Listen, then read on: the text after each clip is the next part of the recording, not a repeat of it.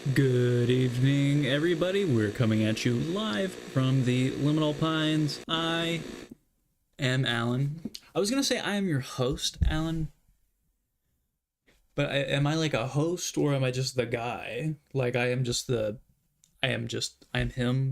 Um, that's kind of where my mind is currently. I'm debating such pressing matters.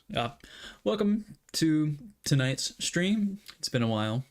It's been about 2 weeks, actually, because now we're doing a stream every other week, because this little guy gets tired and burnt out very easily. But he's also momentum based when it comes to getting stuff done, so there's a bit of a conflict of interest there. Disregarding all of that, again, welcome to the stream. You can see that my cat is behind me over here. He's can't really see him all that well. We can pull this off to the side. He's chilling on the floor over there, so you can keep an eye on him. So what is today's stream about? You're probably wondering. And you know, I don't really prepare speeches for all of this stuff whenever I do it. But today we're gonna be doing just what we do always. We're gonna be drawing some. I've had the game Sifu on my mind over the past week or so, and I was like, it would be cool to draw some of the characters from Sifu. So I've been doing that just a little bit. You'll see in the sketchbook. But I was like, I need something to draw on stream, so we're just gonna be drawing Sifu characters, and I have two picked out. It's two of the bosses from Sifu. We have Fahar and Yang, if you're familiar with either of those. If not, we'll be able to get over here. We want to see you. We want to see him. So yeah, last stream I was having some difficulties. It was a digital only stream, and I'm new to digital. And the workflow for me is very unintuitive. So for this stream, I'm trying something different. Instead of doing just a digital underdrawing and then going straight to like the line work or the inking, we're going to be combining two different disciplines to make like one finished piece of art. Firstly, we are going to be doing oh my god, we're going to be doing we're going to be doing the preliminary underdrawing, the preliminary sketch on a real bona fide, honest to God sheet of paper, the way that it was meant to be, the way nature intended. We're going to be doing that first. And then afterwards, we're going to be taking a photograph or a scan of it, and we're going to be bringing it into our digital drawing program. And we're gonna be just doing all the inking there. I don't know why he's doing that.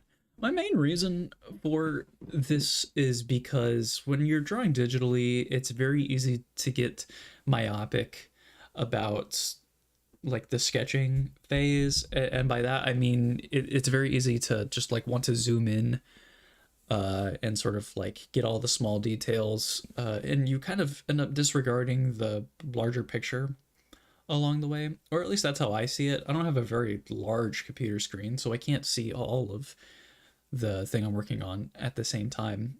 And what I really like about working on a sheet of paper is that, one, it's always going to be there in front of me, right?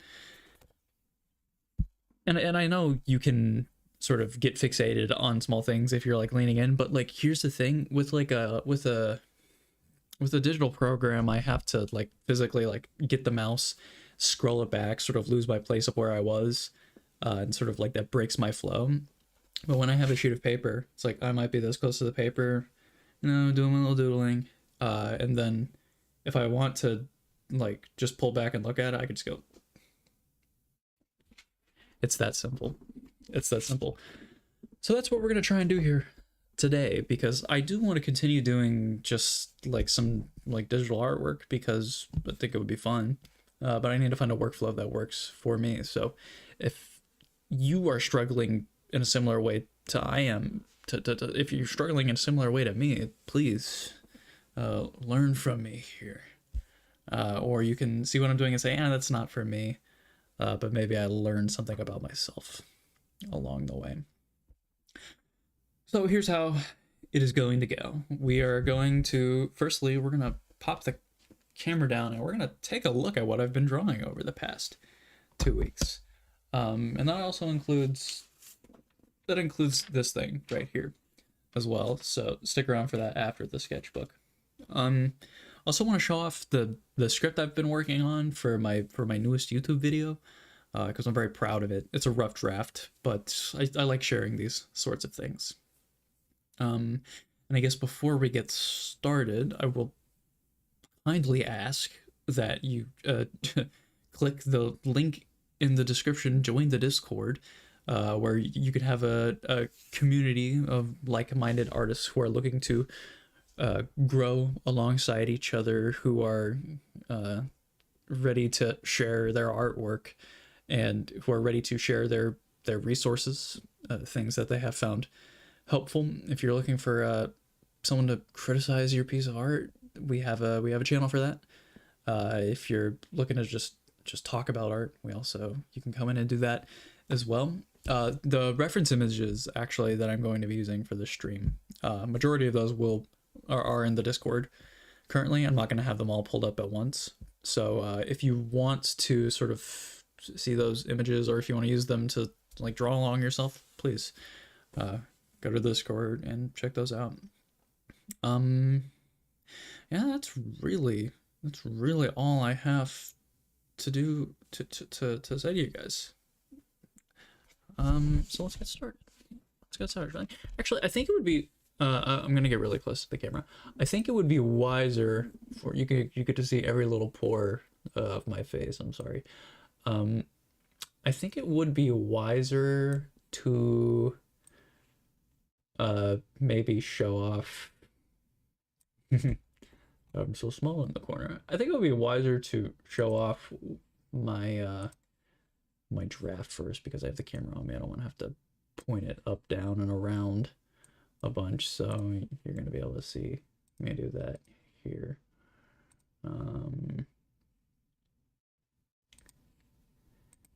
Yeah, that's pretty center. Hey, and it's formatted nicely. So yeah. So this is the rough draft for the script I'm working on. Again, if you want to click on that link to get into the Discord, I have the link to this script pointed out if you want to read it more in depth, get a little sneak peek behind the scenes. But yeah, this is sort of my little poetic essay. That's a little environmental breakdown of like what I think is so mesmerizing about The Last Guardian's environmental design.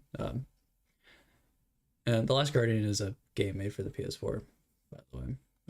If you don't know what that is. But yeah. This is a rough draft, of course. It's still it needs a bit of polishing, as any piece of writing does. But I'm very happy with it so far. I need to tighten it a little. My thesis is just that that the environment in The Last Guardian is about like communicating, sort of like communicating through absence, I guess, and it's about how the game does that. I mean, I don't know. Again, I need to tighten it up a little bit, maybe be a bit more direct. But very happy with it, I'd say. Thank you. That's it. that is literally all I wanted to show on that. Your Lord, I'm so big and now I'm so small. Okay. We're gonna pop down. And we're gonna show off the sketchbook, what I've been working on. So I could be like very coy and like not show anything about the process of turning my camera down, but literally don't care. So you get to see what I do whenever I format it. Yeah, yo. We gotta turn the blur off. Now watch this. One time zoom instead of doing the other one. And then that's how we format it. And that's how it's done, guys. Get quicker at it. Okay. We're not gonna start from the very beginning because I do want the sketchbook tour to like actually like have interesting just like stuff in it, so I'll be able to watch it all the way through. But yeah, this was 12th of September, so about a month ago ish. My goals with the sketchbook are to do more plein air sketches and to also like study some artists that I like. Those include Kim Jong-gi, Peter Han, and Takehiko Inoue, all for a variety of different reasons. But also, it's also kind of I'm wanting to study form a little. So you'll see a lot of sort of shape drawing, like with these pages right here. Breaking it down into simpler shapes, not really getting focused on the details, trying to get the perspective, doing the wireframe nonsense, really trying to show those contours of these shapes. Same thing with these right here. Now this is just a little, like, I don't even know what you would call it, figure, it's not even a study, it's just a figure sketch. And then I broke it down a little bit into simpler shapes right here. Are these shapes accurate or good? I don't know. I haven't really studied anatomy yet. I go based off of, we know this is a vibes-based channel. I know we've talked about that before. Some more wireframes.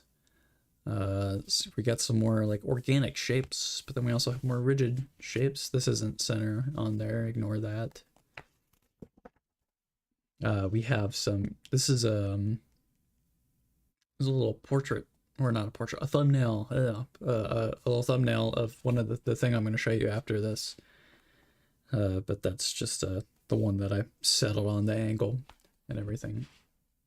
There's an Inoue study right there.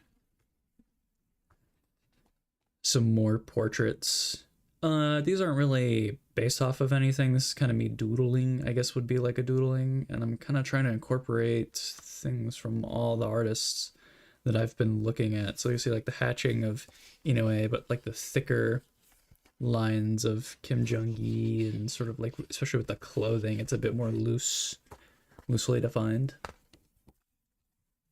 Just a little figure thing. I was really trying to get just the pose down. I started with like a little gesture, like a line of action, and I sort of built it up from there. Another Inoue study right there. Some more drawing the objects, drawing little household objects, breaking them down to wireframes. This is a way more detailed. I was just like, I could draw this can, and I was challenging myself with drawing all the crinkles. What I most like is I like how we have the stretching of this side right here, contrasted with the pinching of this side right here, and I like that little triangle that I got down right there.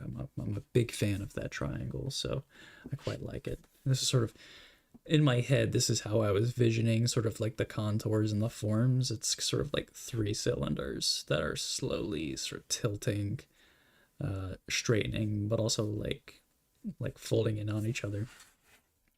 A little water faucet, nothing too fancy.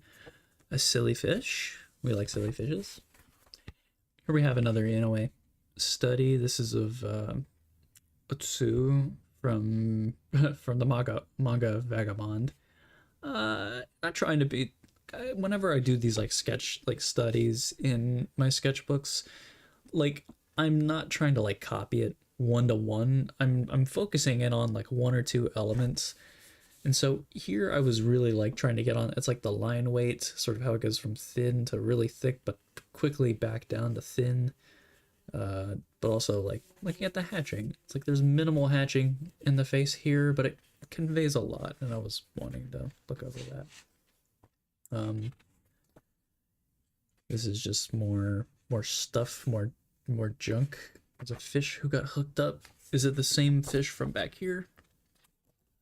You be the judge of that.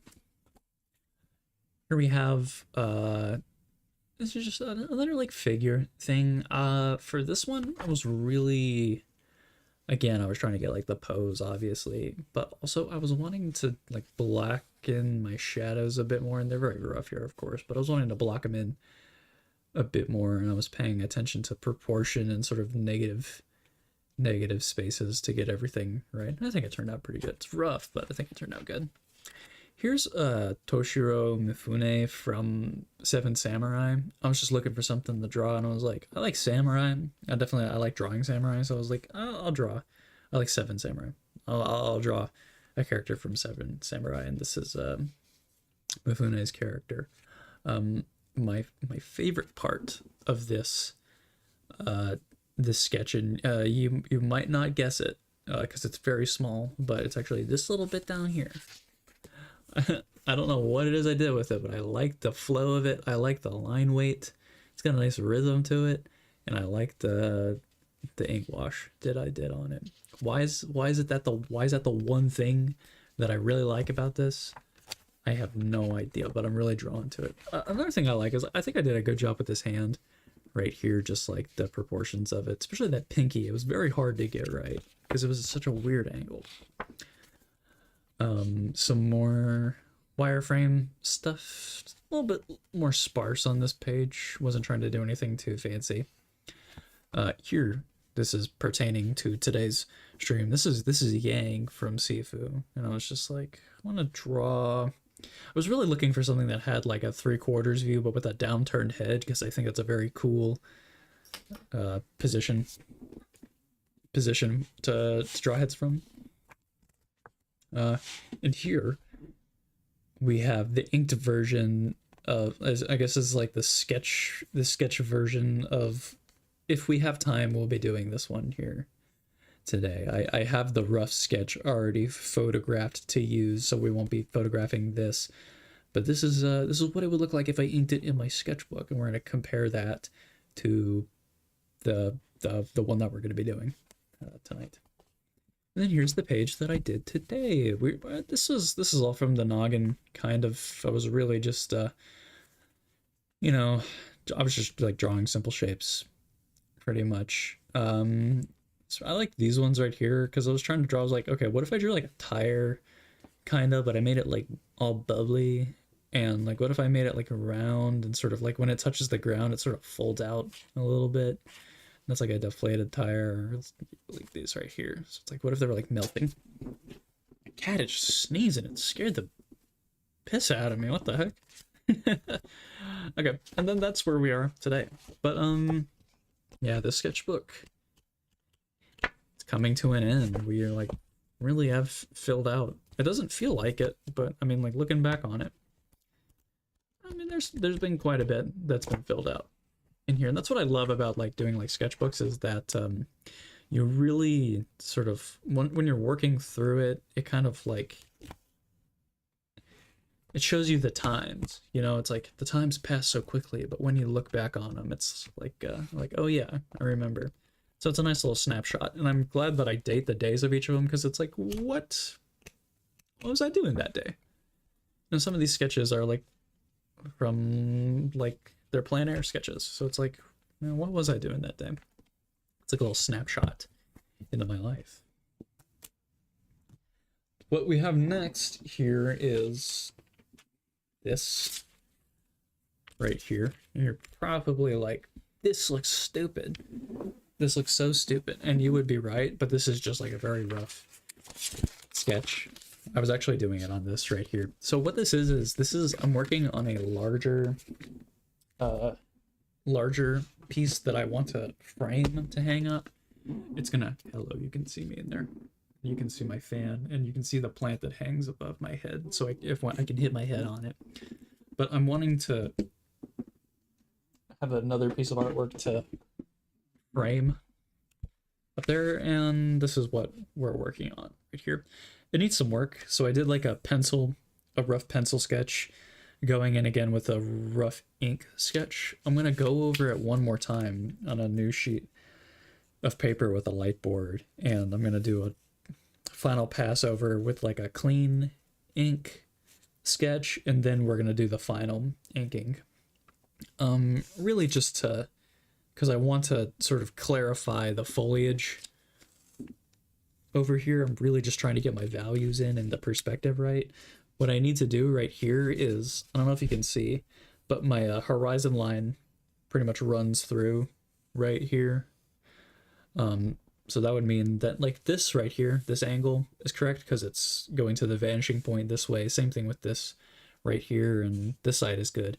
But if you'll notice, this trajectory is pretty much parallel to that horizon line, which would not be accurate. So I need to go through and fix that. I need to sort of bring this in just a tad. That would help sell it a bit more, I think. But that's what the sketch phase is for. And I've had a couple days to sit on it and to sort of like get out of that myopic view of like sort of not catching mistakes. Sometimes you need to take a little bit of a break before you get back on it. So that is everything. Wow. Time flies, doesn't it? Time does fly. And time flies. About 30 minutes is what we're rocking with here, which is pretty average for my introductions. Thank you to everybody who sits here and placates me. Please keep doing it. Keep doing it. I'm trying to get my chair here comfortable.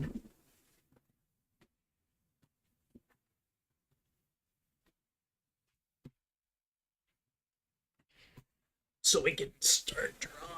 Oh, I love drawing. Sorry that I don't really do music on the streams anymore. I've deemed that it's just too much of a hassle to get copyright-free music on the streams. I know there's like stream beats and stuff, but honestly, I just don't really feel like it. So you're gonna have to listen to some of this stuff on your own. But in my own ear, let's just say I have some good music playing. Okay. So, I guess I'll pull up. No.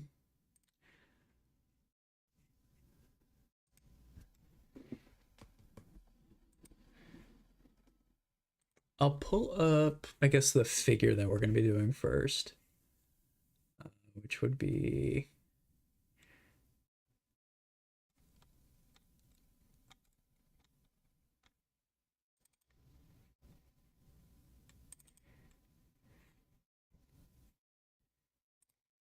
So yeah, here's the reference image we're gonna be using as our like for like our pose.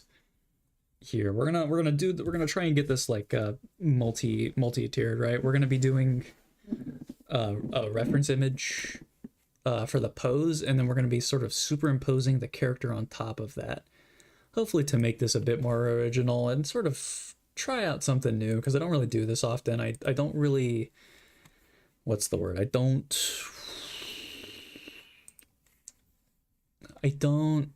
do this workflow often. I normally just like sketch directly from the reference. So I think this will be a good way to challenge myself to try and do the reference kind of just in tiers, right? So please, I guess I can like put this here so you can see it. So this specific reference right here, Fahar in Sifu, his name is spelled like Fahar. Fahar in Sifu is like there's like different martial artists based on the bosses. So Fahar is a boss in the game, and he's sort of based off of this character from the Raid movies. And in the Raid movies, they use this martial art called I think it's called Sijat or Sihat. I don't know exactly how to pronounce it. I think it's Sijat, but this is a reference image I found of someone. Hopefully this is like accurate. But we're gonna he sort of does do a kick like this in the game, so I think this will like be accurate enough. So like this is what I want to do. So first thing, whenever we're drawing a something like this, is that we need to go ahead and define like our boundaries, which we did here. We're doing a square aspect ratio. But what I also mean by that is we need to define where this character is going to be. I think I had this thing on the wrong way.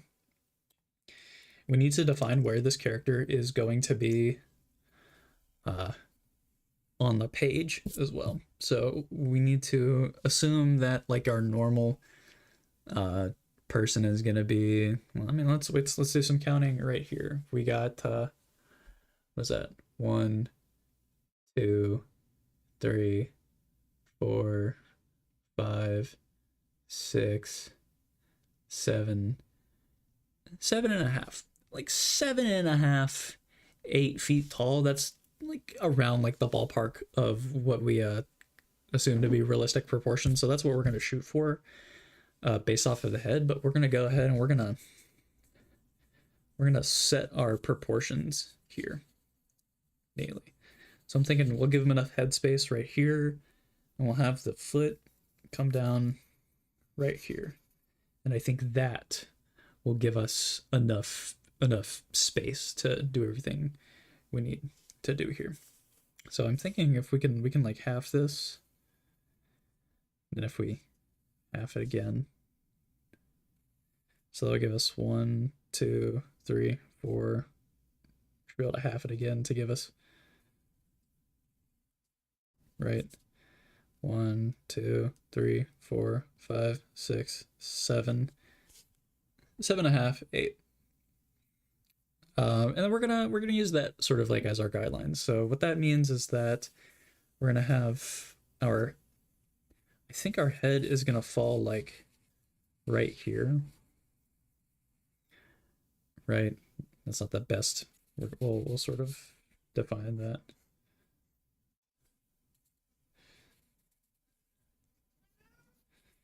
That's sort of gonna be our head right here. And we don't need to be too exact with the details right now. But what I'm wanting to do is I'm thinking we want to sort of get our line of action down. So it's sort of like a, I see there's a lean to one side, right? So there's a lot of weight going right here. And then we have another that's sort of originating from this midpoint. So it's sort of like that right there. So I think those are our two little lines of action that we have going on right there. Is this contrasty enough? Can we tell exactly what's going on here? Maybe it's too washed out. Too bright?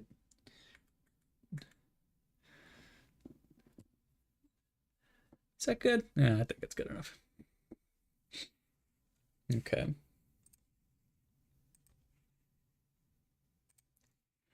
I'm gonna have this pulled up a bit bigger on my thing. So I'm thinking, so I think the midpoint of the body is gonna fall around, like, obviously our midpoint right here. So I know we got sort of that, and we got this sort of like sort of shape right here. But these right here, our shoulders are pretty flat, all things considered. And so I'm thinking we sort of have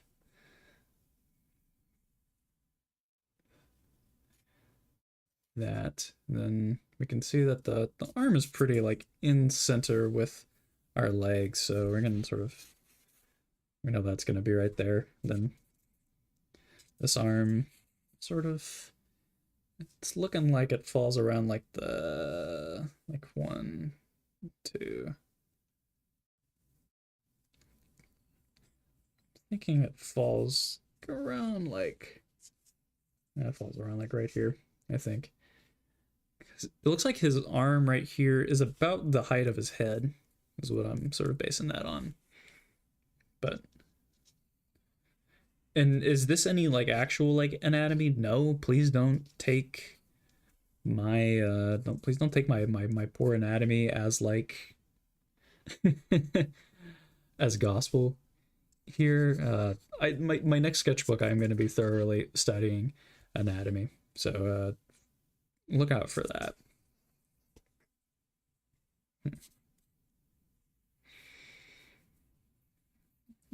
Okay.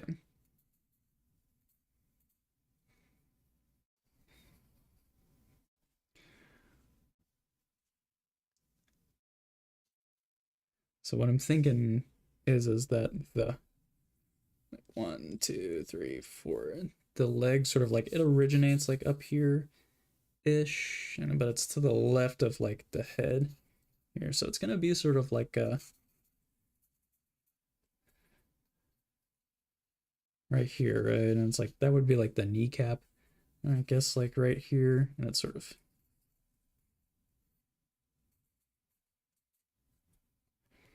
right. And then the foot like originates from that. Even a very gestural,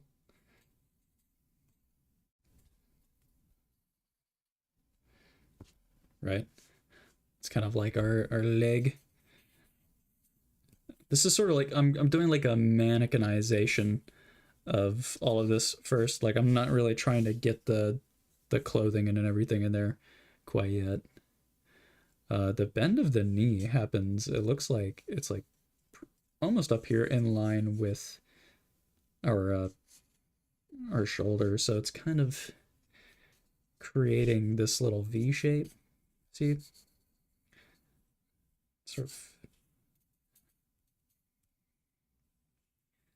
It's pretty thick. Thighs are pretty thick.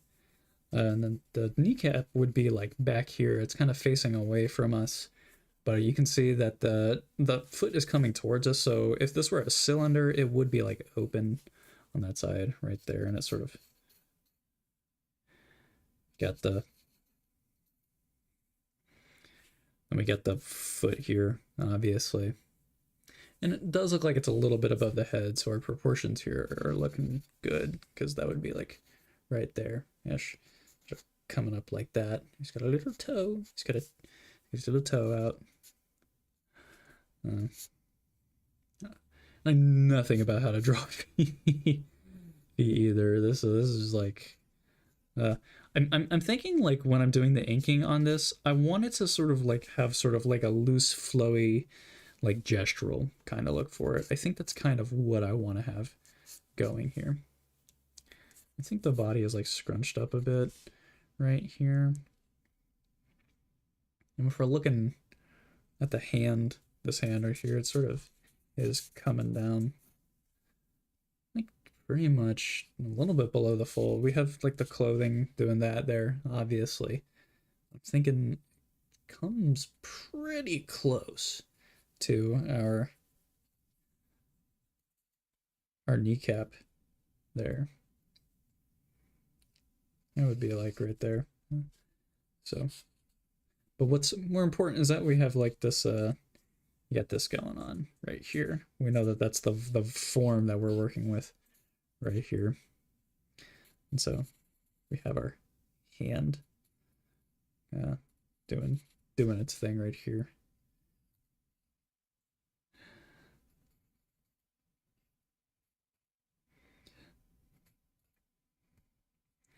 We got that. Then we have this sort of we have the the torso is doing some obfuscating, and there's some like a little bit of twisting like this ways of the torso, so it's covering a bit of this right here, right? uh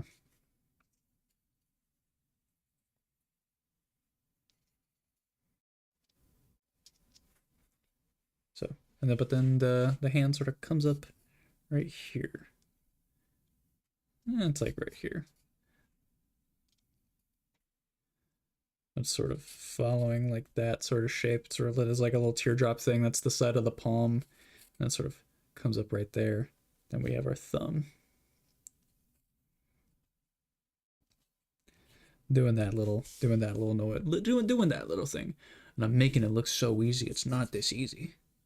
No, need to be a bit more humble. Drawing is so hard. I know I'm supposed to be like, oh wait, drawing is actually very easy, but it is not. It's the exact opposite of very easy. It's actually very hard, and a lot of people struggle, go a very long time, like not being able to like draw at all. And I feel that because I was literally that way, and I still feel like I am that way. You know what I'm saying? Like I still really do feel like uh, I do feel like that a lot of the times, but it's okay because we get better. So I'm thinking like, yeah, we'll have the. I'm thinking in the final drawing, we will keep it very simple. It will sort of just be like, I am just gonna do like a white room sort of situation. So it's not gonna be very, uh, it's not gonna be very impressive with the background or anything. I am wanting to keep this rather simple.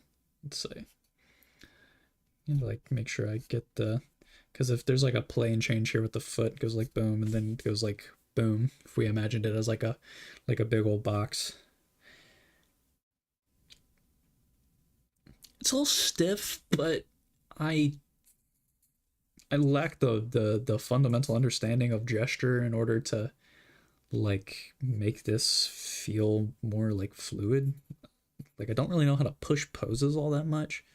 So I think we're just gonna we're gonna hit myself with a this is good enough for now. This is sketching, of course. We're not trying to make a masterpiece right off the bat. We are just trying to get some practice down. Okay, now that we have that, we're gonna go ahead and we're gonna do a little bit of this.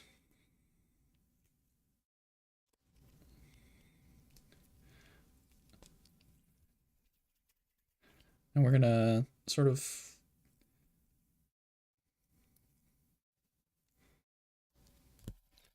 I'm gonna lighten it up a little bit so we can do some more stuff on top of it.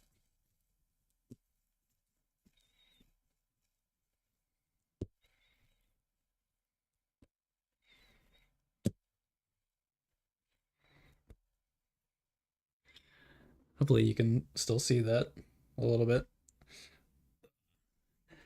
And we're gonna, unfortunately, I'm gonna have to give you guys a different reference image so you can know what I'm sort of going off of. But if you, again, if you want to see the reference images uh, in more detail, there are more of them. But this is the next reference image that we have. It's very low res, but this is sort of like the outfit we're going for with this character.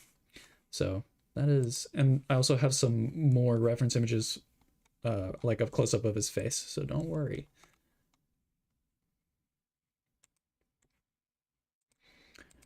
We're gonna do like the face last. The likeness is sort of the last thing that I want to do.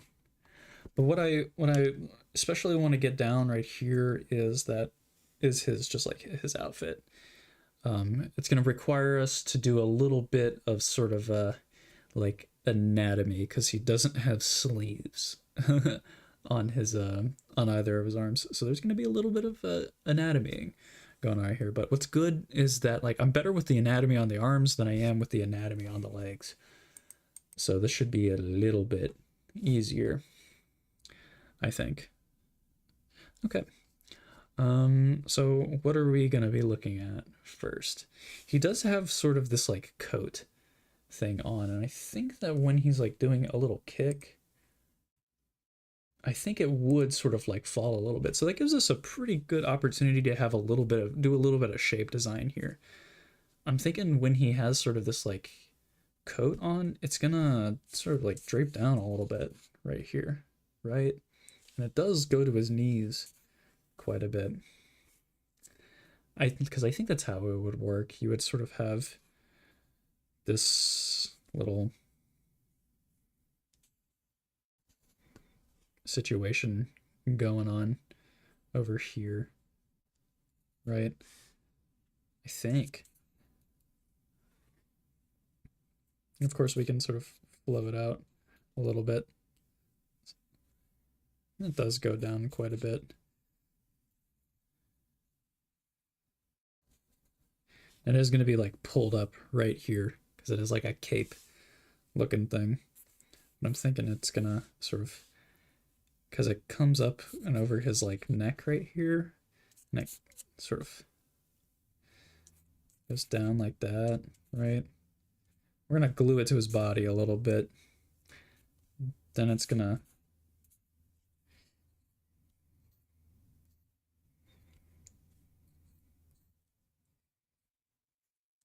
right? So that's going to like drape down like that. Maybe we could like flare it out a little bit because he's like, we could like show a bit of motion and we could sort of like bring it up a little bit. But I do like having this like straight line right here. I think that might be interesting, but we'll see how that sort of like plays out right here. So that's gonna be sort of his like little coat thing. Another thing that he has that I quite like because it's gonna be really helpful for us is that he has this sort of like thatch sort of like shoulder pad thing going on, so we can sort of do a little bit of like layering with that right here in a few ways. As it like goes over his arms, right? And then of course he has like an actual like sleeve, but again, we don't have to do anything crazy here. But what we can do is like we can like show this sort of like thatch sort of thing going on right here.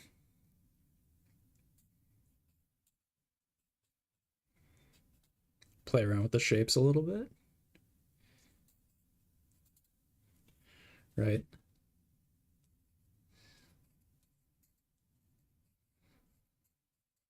We can sort of show it goes around here by like having a little bit of black behind right there. So we have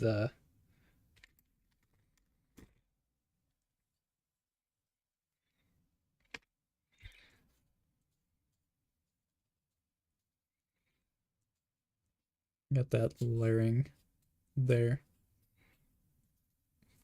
It's very rough. You get my point. You get my point. I think it would like, and then we get like folded up right there, and it's sort of just like connected to the he has like this like hood thing that goes on back here, so it's sort of like doing that right there, and then it sort of like comes down like that. So yeah, we got the thatchness, and it's like we were able to like throw in some like squares there. We might be able to, for this background, sort of show off. We could show off some of that. We could like do it in black. I think that could be interesting. And of course, we got like come around. It would sort of like come around back here and then dip back down for the side, but it's not going to matter all that much because it's pretty plain when compared to the other arm. But what we do have is sort of we do have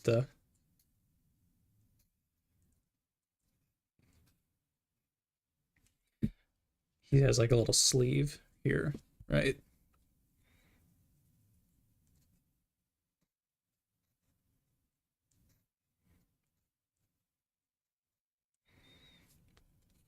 Sort of bunch it up a little bit because his arm's sort of doing a little thing there.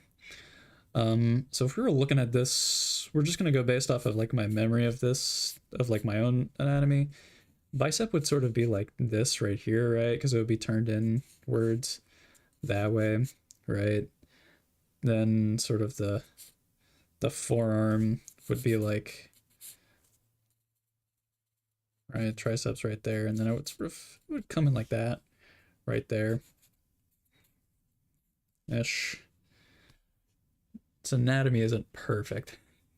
He has pretty big forearms. Be good enough for now, right? We got his hands there, obviously. But this right here, it would sort of be like, he would have sort of like a pointed sort of like bicep going on there, but then this would like come in right there.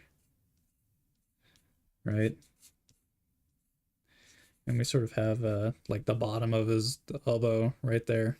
I don't know if the anatomy on that checks flawlessly, but that feels right. I do lift weights very often, so I feel like my I can sort of like feel like, yeah, I know what that muscle is, kinda.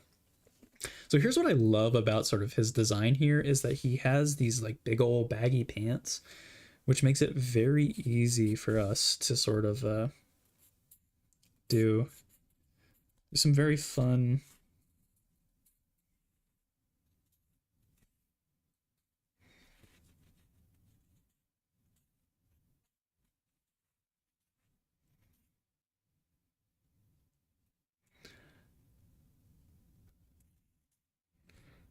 Be like down right there. I think we have a very fun chance to sort of one play around with like shapes of everything, right? So we can have some like cool like triangles down here, and this will give us some like fun like blacks to do. Maybe that wouldn't be that far. It would be sort of like in like that.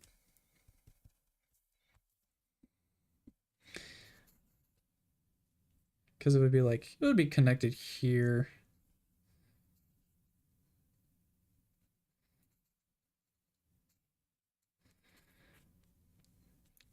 Right. I'm thinking like, so like his pants sort of, they start thick. So we would still be getting like the bagginess from like the reference, the pose reference. So we would be getting a lot of sort of like those shapes, right?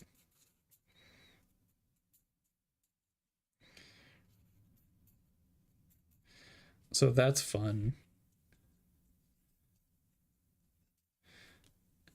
Of course, we'd be get some like scrunchness in here because the leg is bending a little bit, and we would sort of like maybe have it like fold in right there.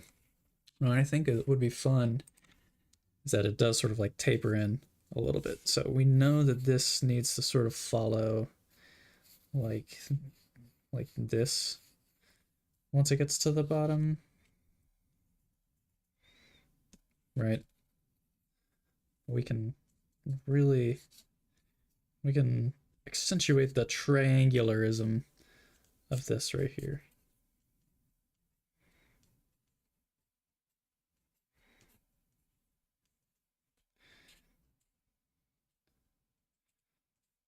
Like that, you know?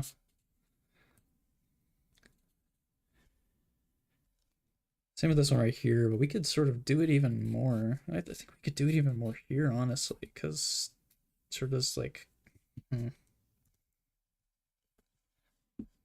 that does sort of comes out a little bit, doesn't it?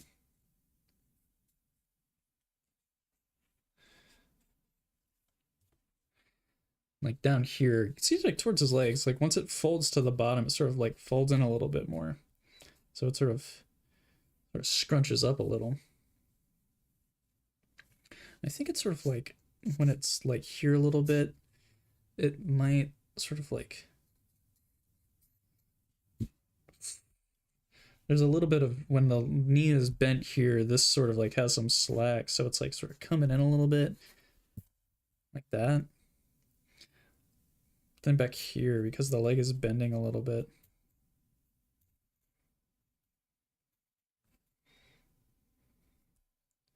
Maybe in just a little bit more right there. Then it's sort of, you have like this, you know, it's sort of coming around like that.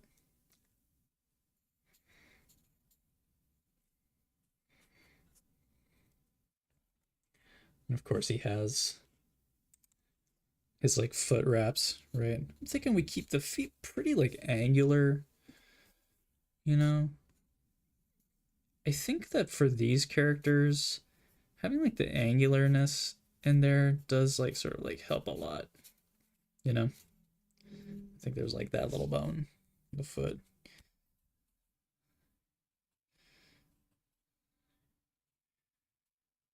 I don't think it like needs a lot more beyond that, right? Maybe we can have a bit more.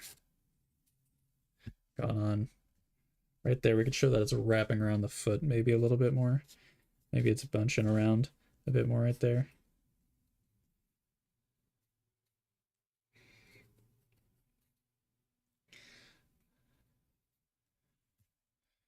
Right. Around like right there. I'm really trying to get like the, I think like the zigzag shape is fun here.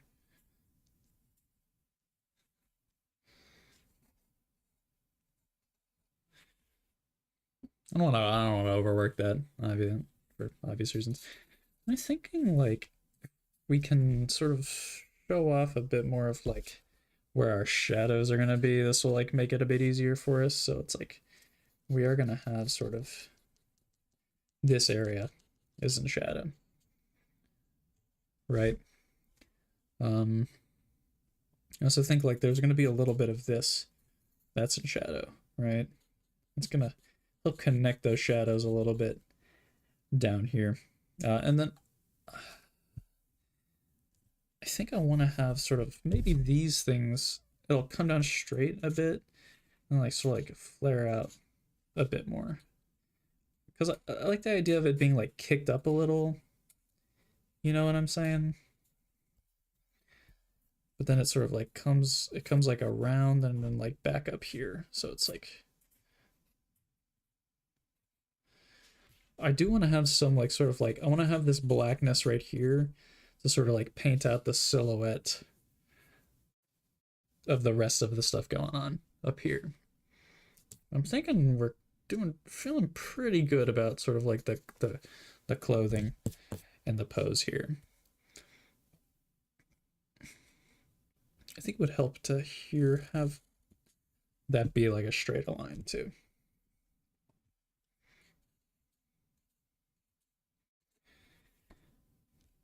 Because that'll show a bit of that this is being like pulled taut right here, right?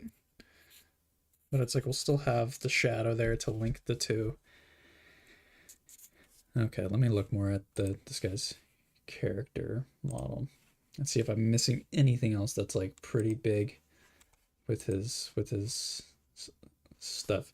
Yeah, he does have the foot wraps too, I guess. But we can show those off easily by just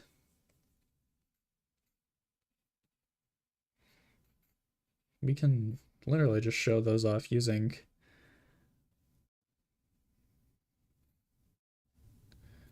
like just some lines, right? And we don't have to be too crazy with those right now. I think we can add those pretty easily. I do just want to get like the majority of the stuff like done here.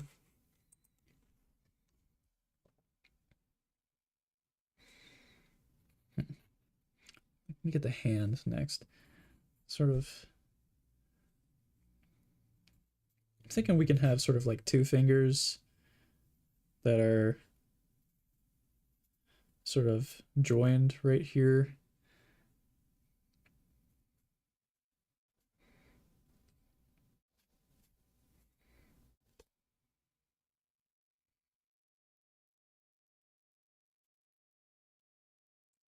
Like that, nothing too crazy.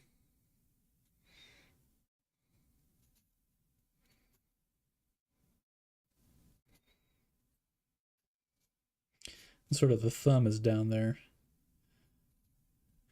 I think it's fun, like with hands, definitely, to sort of like do a little bit of connecting with.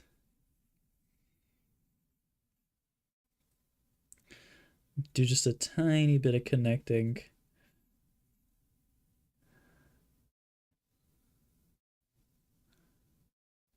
Of like the lines and everything, you know?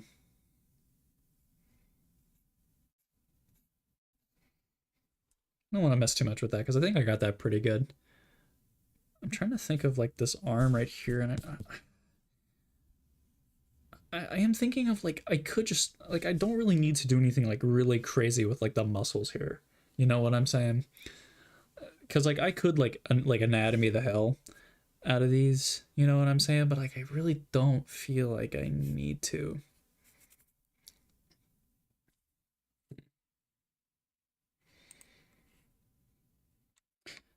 he does have some like flowers on in his other pocket, but I don't really think we need those right here. But he is also wearing like no shirt underneath this.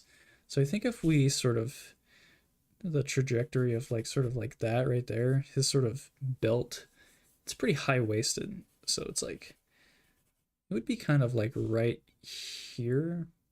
I also think his sort of robes would be sort of like caught up a bit in his leg right here, and they'd be going up and around. So it's like boom, and then they come out. Maybe these would like fly out a bit more. But I don't really think we need to be doing anything like really crazy with like his like chest here. I do want to keep that. I want to keep that pretty simple for like my sake, but also for like you know, yeah, no, not just for my sake actually. All right. So here's where it gets interesting. We actually have to like draw like this character a little bit here. And I do have a little bit of a reference image pulled up over here.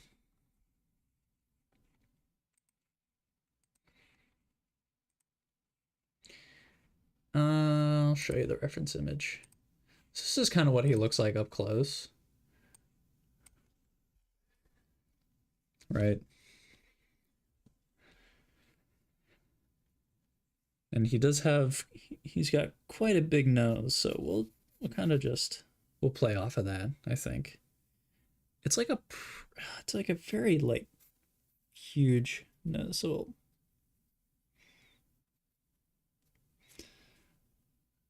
he looks like a very he is like a very angry man. So we'll sort of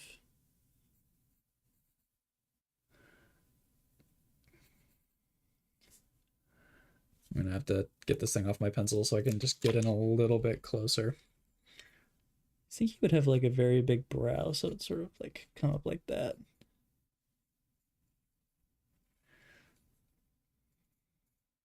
And what I like about him is he has this big old mustache, like this right here, and I think it's sort of like that right there. But then he's also got this lovely little, it's like a pointed beard,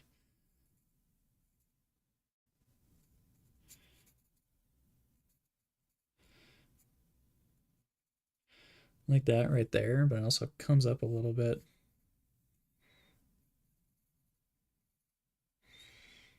right?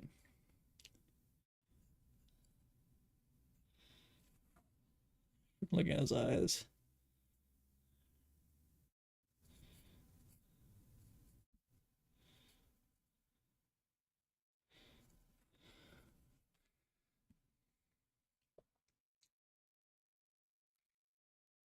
Am I making his head a bit too small? I might be making his head a bit too small here.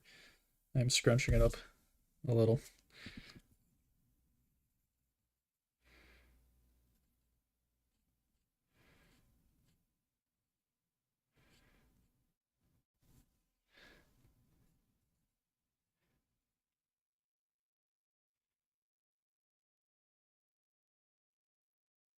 All right.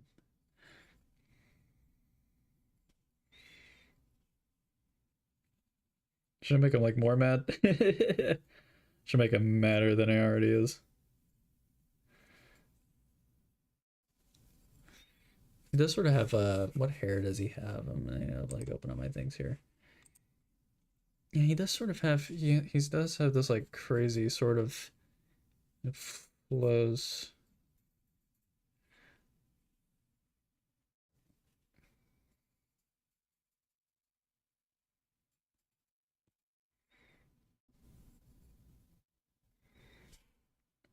He has really angry eyebrows.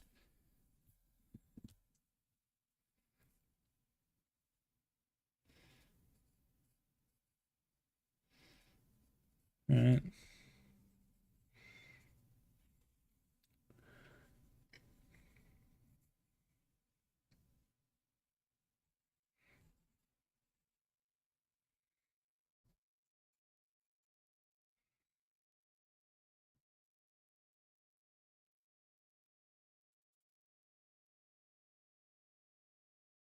His head might be a bit too small. That's something we can definitely fix. We can fix uh when we get this onto the computer, you know. Jeez, my likeness drawing skills. I'm normally not this bad at like drawing people. I think it's just I'm trying to fit too much detail in such a small place.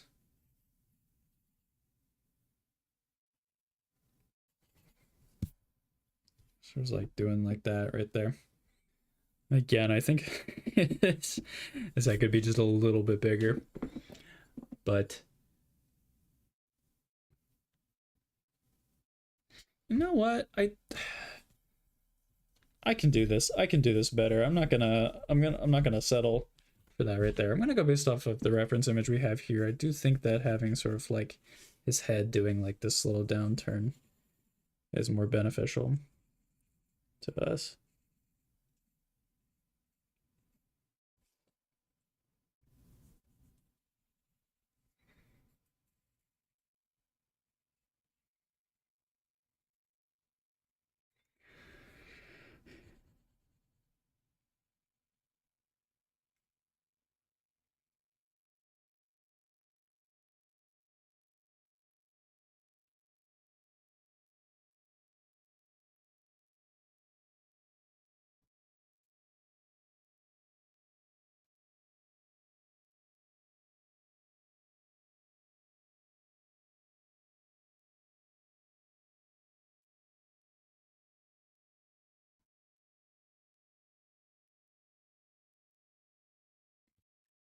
There's so much erasing going on here.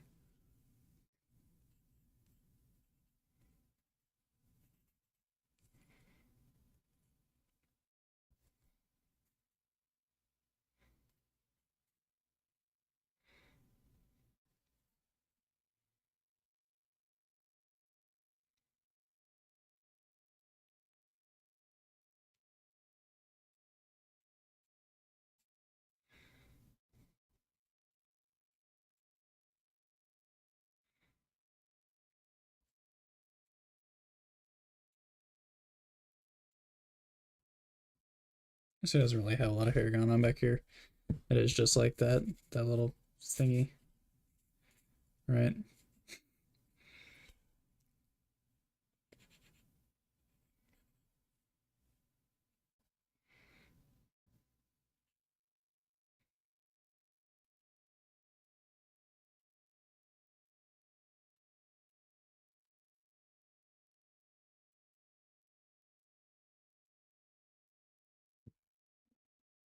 Okay, that's good enough for now. We can like obviously like we can zoom out or zoom in more as we're going.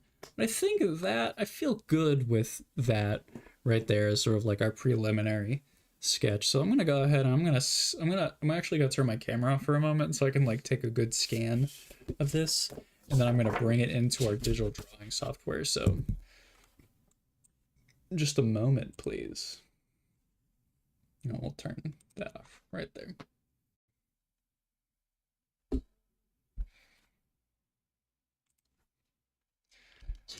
Okay.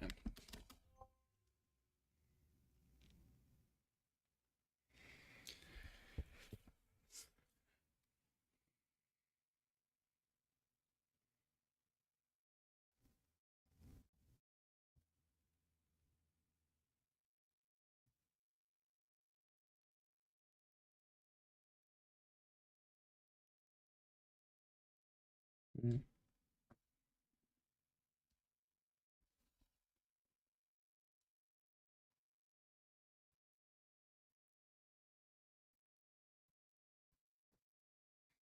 Now I gotta make sure I get this with the contrast turned up.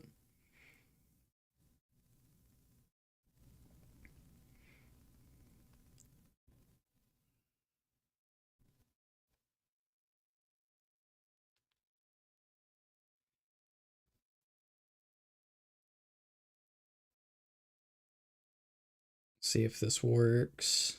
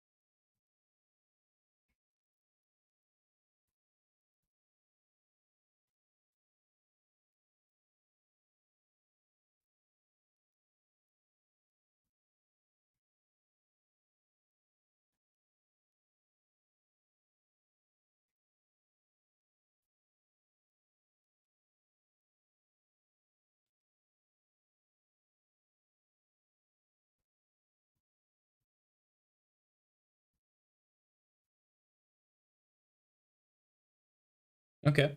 I think this might be good. Good enough.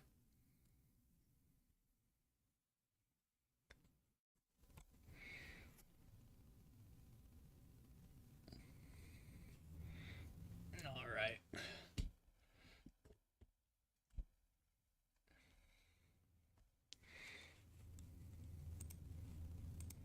Camera's back on. Okay. So here's what we're gonna do. I'm going to open up my my online drawing software. Okay. Then we're gonna do new image,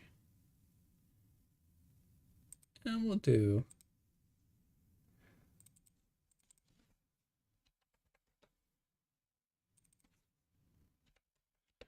we're gonna do I think a 2140 by 2140 resolution will be good. And then we're gonna take our reference image. We're gonna bring it in here as a new layer. I think we should be able to work with that. Okay. I know you can't see what I'm doing here. I'm just formatting everything first.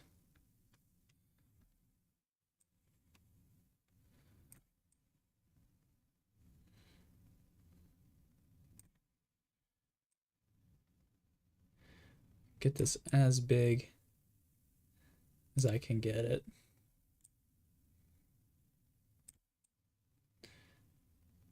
All right. I'm feeling good about it. It's not the best scan. I need like what I need is an actual scanner. I know that, but this is like probably the best that I have at the moment. Okay. So we're gonna take this, we're gonna put it to the side for now. Then we're gonna take our drawing tablet right here. Okay. We're gonna plug it in.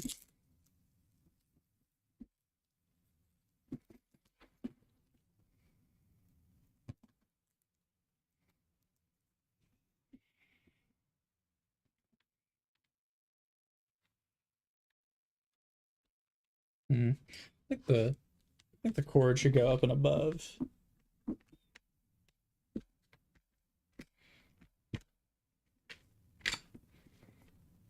So many wires. If only you knew the amount of wires that I had going around right here in order to get these streams set up, you would absolutely lose your marbles. Your marbles would be lost. Okay. Time to point this back up towards me. Hello. Gotta get a lot of things set up. Hello, hello, hello. Hello, hello, hello. Okay. Yeah, like make sure that I got you. Got myself somewhat centered on the thing right here. Ayo. Okay. Um. Okay. Let's go in here and let's pop that on right here. Bring my camera down here. Perfect. Absolutely perfect. Also, let's shrink the margins of this right here too.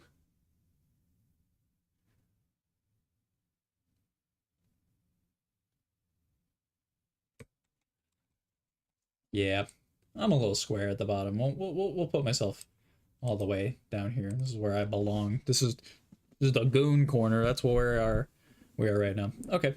Um, I'm gonna say right now. Let's take a minute. Let's take a minute to breathe. Okay, let's take a minute to let's just take a minute, breathe. I'm gonna go get some water. So please, probably you do the same. We're gonna come back up. We're gonna do a little bit of stretching, get our eyes off of the computer for a moment. But like, I feel like that's important to do. So I will be right back. Rest easy, and we'll be starting this soon.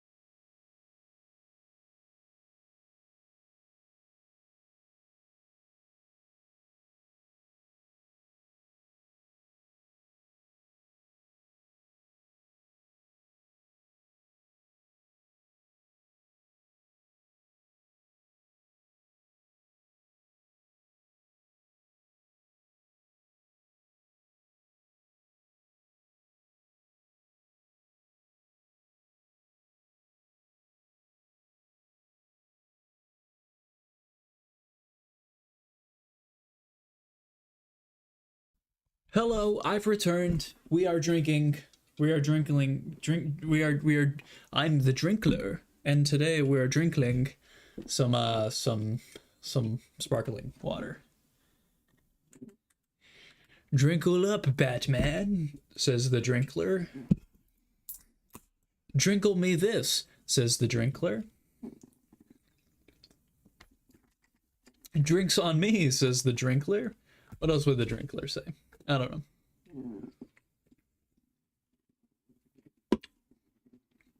know. Read it and drink. Well, I'll be Batman. Uh, I'll be Batman pretending to confront the drinkler. Drinkler, you drunk your last. You drunk your last. Drinkler, you drunk your last drink. Drinkler, you're coming with me to Arkham City. No, I'm not, says the drinkler. In fact,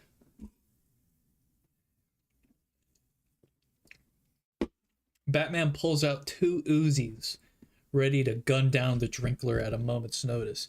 He turns down, his pointy ears point at the drinkler. He whispers underneath his breath, "Don't make me break my one rule, drinkler.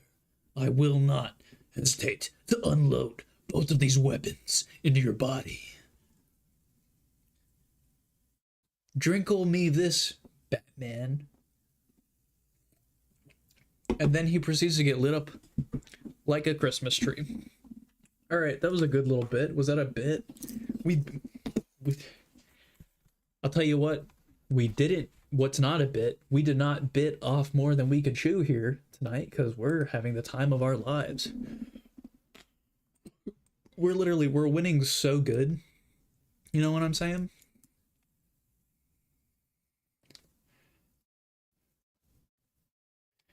We are literally winning so good. So here, I think if so he I say I think. I don't know for certain. So with our one reference image, right? There is a bit more, it looks like there's a bit more body here than what we captured. So maybe I could like tug up like this bit in the line art just a little bit, you know? I don't think it's too egregious though that we won't be able to fix it. Yeah, because it does come up to like the bend of his arm. So I think, stop it, get out of here. My cat is acting a fool. I think we did get it right there, honestly, but like I think we're doing good. I think we're doing good. So I downloaded a new brush pack for Krita, so we have access to a lot more fun sort of brushes here that I just cannot wait. I cannot wait to play around with them. I think some of these will be keepers. This one is sort of like this one's like a little rough pen, you know? I like this one because it has a hard edge and then a soft edge. I think that's very fun. This one, very smooth, but it does have some texture to it, so it's like, you know, we get some good stuff there.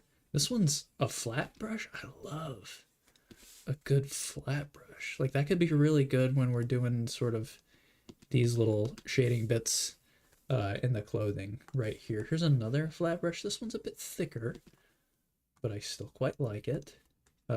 Here's a very thin brush. It's got some feathered edges. Not my favorite. It's a little thin. Here we have just a regular Fude brush pen. Here's a micron. Microns are fun, aren't they? This feels quite a bit like a micron. It's like you're able to do some really fun things. Actually, I kind of like this a lot because I'm able to get some pretty fine control. But then if I press really hard, I can sort of do that right there. And that feels very good for flow, if you know what I mean. So we'll keep an eye on that. Here we have a bold marker. Not a lot of variation in sort of like line weight. I guess there kind of is, but not very much so. Medium marker, pretty cool. Fine marker, small marker, and fine marker. I don't know the difference. Tiny marker, different gaps. See, this is fun, and I guess it's be really good for like maybe not for like outer line work, but maybe if I was doing some like maybe for these up here, that could be very useful. Burnt. Yeah, this is sort of like our very, you know, very rough sort of looking thing. That could be really good for, I'm thinking like whenever I'm doing sort of like this in here, that could be good. We'll see. Tremble, soft.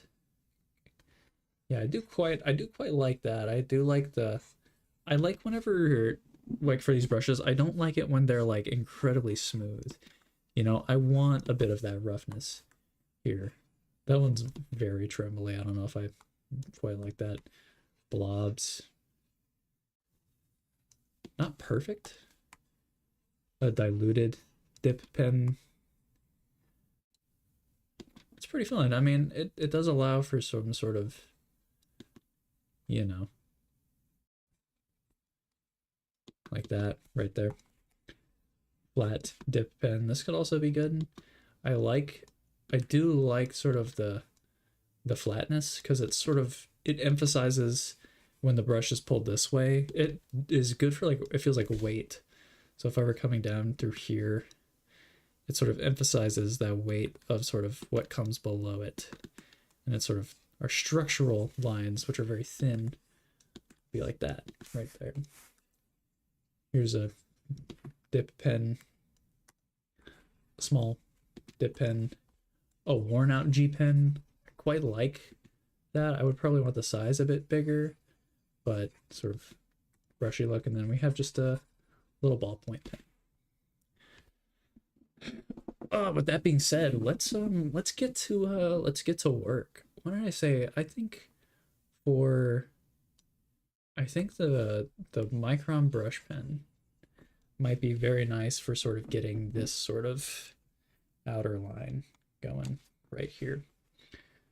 Or like this right here. So I think, yeah, I think that'd be good. Let's go ahead and lower the opacity on this down just a little bit more. Okay. And so we want to show those folds in like the baggy pants.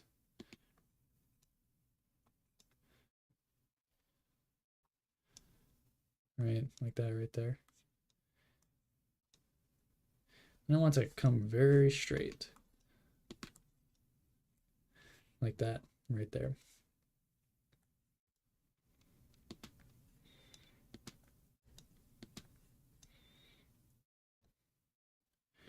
So this is sort of like wrapping around, right? So it's like we're gonna see a bit of like maybe some like lines like right here showing off a bit of texture, you know? I don't think it'll be like perfect, so it'll probably be something like that right there. We can worry about that once we do the feet. I just want to do this like little outline that we got going on right here, but I like sort of having these like little triangle looking bits.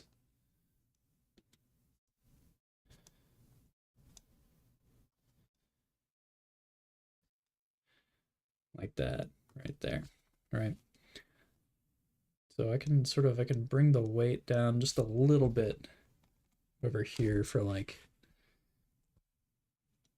when we get to the bottoms, be a bit heavier.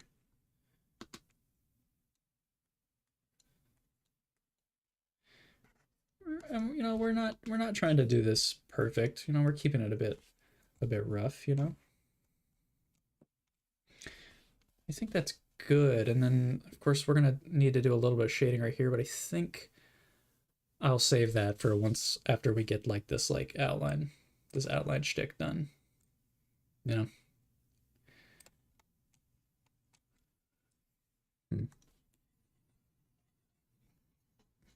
Quite. The Fude pen is quite nice. I don't know if it's any better though. The taper is very nice, you know, if we'd like, I do always appreciate like sort of like the squareness of a brush, you know what I mean? Right? I think I like sort of the it's a bit more fuzzy. I like this fuzziness that we got going on right here. I don't want our line work to be too clean. Like I feel like there's like a cleanness that I just don't want to quite do right here, you know.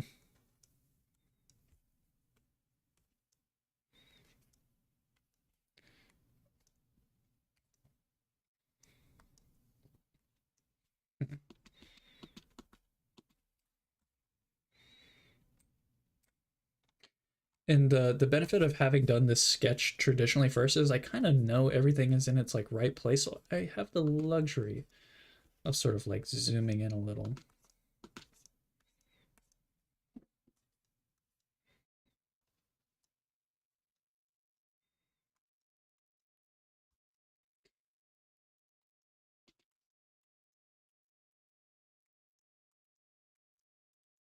Sort of doubling up on those lines up there.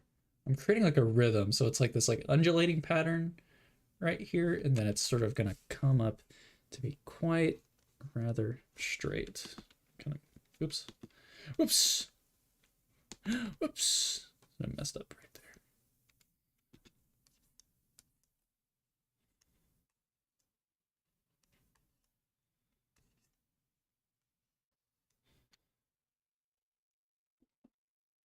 Like that, right there. You know? Okay. So here's the one thing that I need to address is that I think I could deal with this having a bit more sort of like conforming there just a little bit.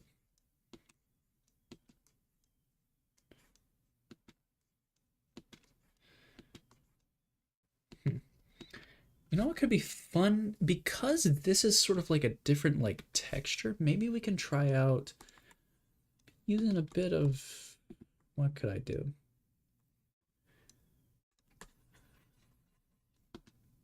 Brush pen, marker, burnt.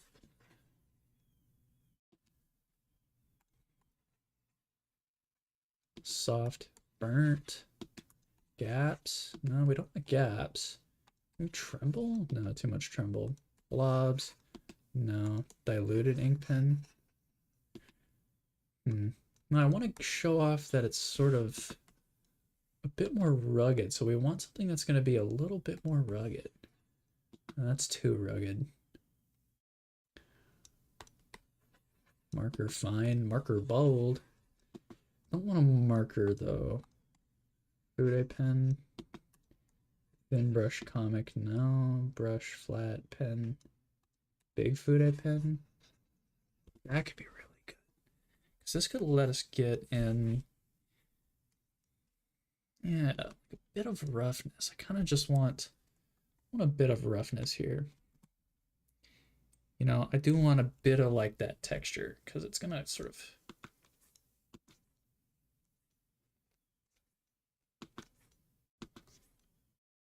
like that.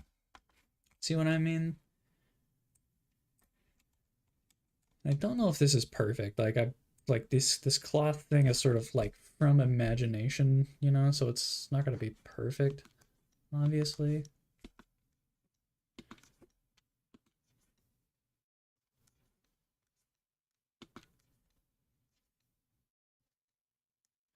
I want to show there's a bit of thickness to this, so we can do a little bit of like fraying right here. I want there to be a bit of like a smattering of like lines, you know what I'm saying? Maybe have it be a bit thinner right here and sort of like I want to show off like a bit of like an energy to these.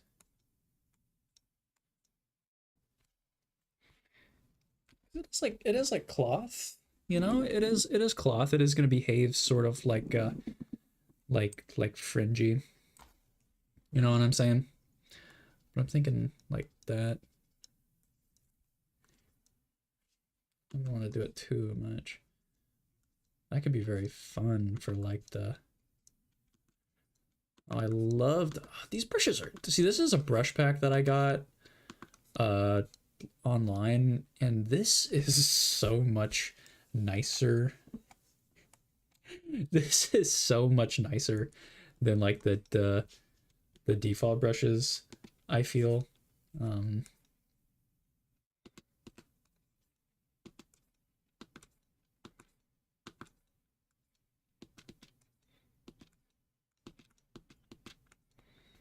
show off a bit more.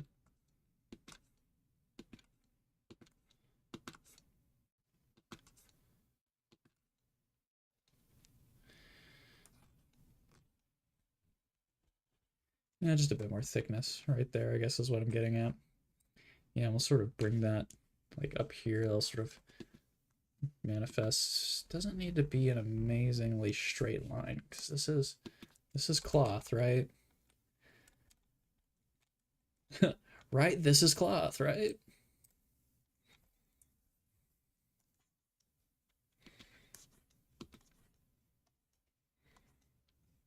Yeah, I want it to be sort of, I want there to be like a chaos, a controlled chaos.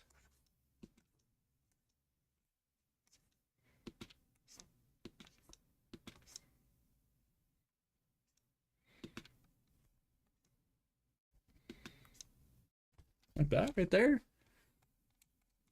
It's so much fun. This is fun. Why did I do this sooner? I should have done this sooner. I don't really don't even know what I was thinking, honestly. We'll do the same thing with this right here. We'll sort of, I love, I love these brushes.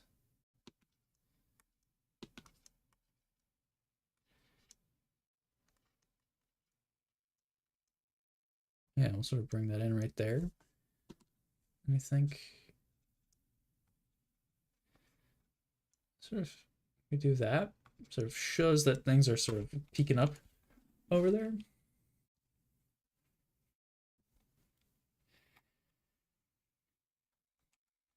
And sort of, we'll bring this sort of up a little bit more.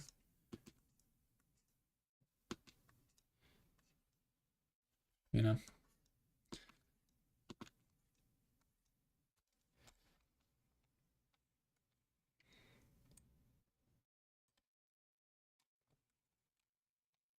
I like zooming out like really, really far. You know? Sort of do the, sort of like the same over here. Sort of keep it very like, because these are like tattered robes, you know. They're more tattered than not. So I like the idea of sort of like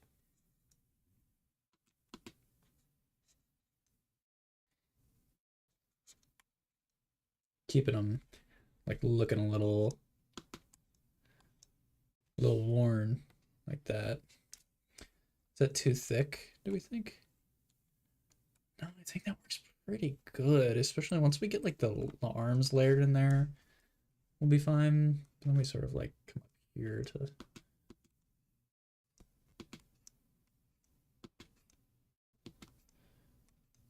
that.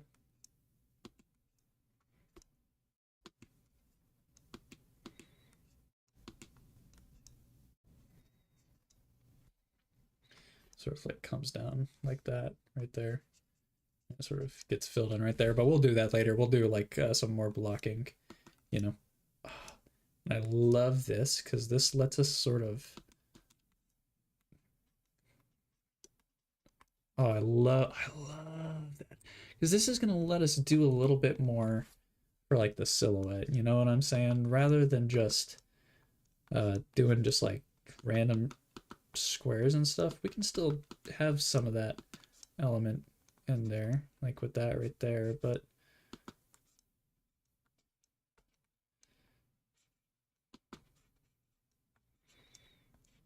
keep like an air of like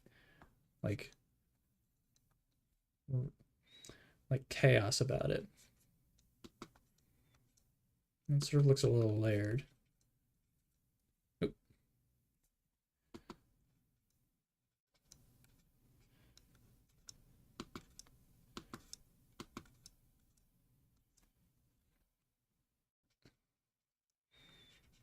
I love that. Oh, I love that.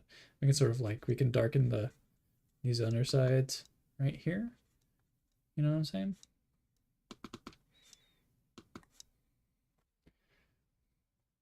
That's sort of like, that gives us, yeah, that gives us a really cool sort of like, it sort of stands in contrast to sort of the cleaner lines over here, you know? So I like that quite a bit. Then of course we have sort of, we have the, like, his actual,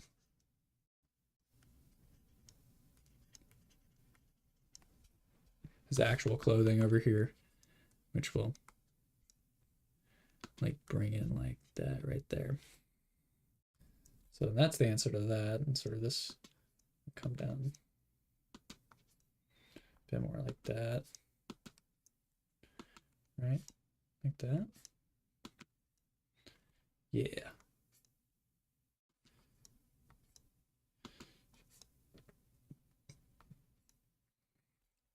That's how that will look right there. It's fun. That's fun. Fun energy. Fun energy. All right, let's go back to the micron. Where are we? Marker bold. Where are you, micron? I know you're in there somewhere. That's this one, isn't it? EP brush pen. I believe so.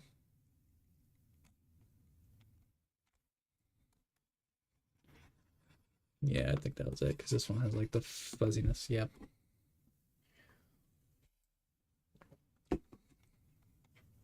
Yeah, so here's gonna be sort of like where the biggest like pitfalls I think are gonna be for my sort of like drawing style. Here is just the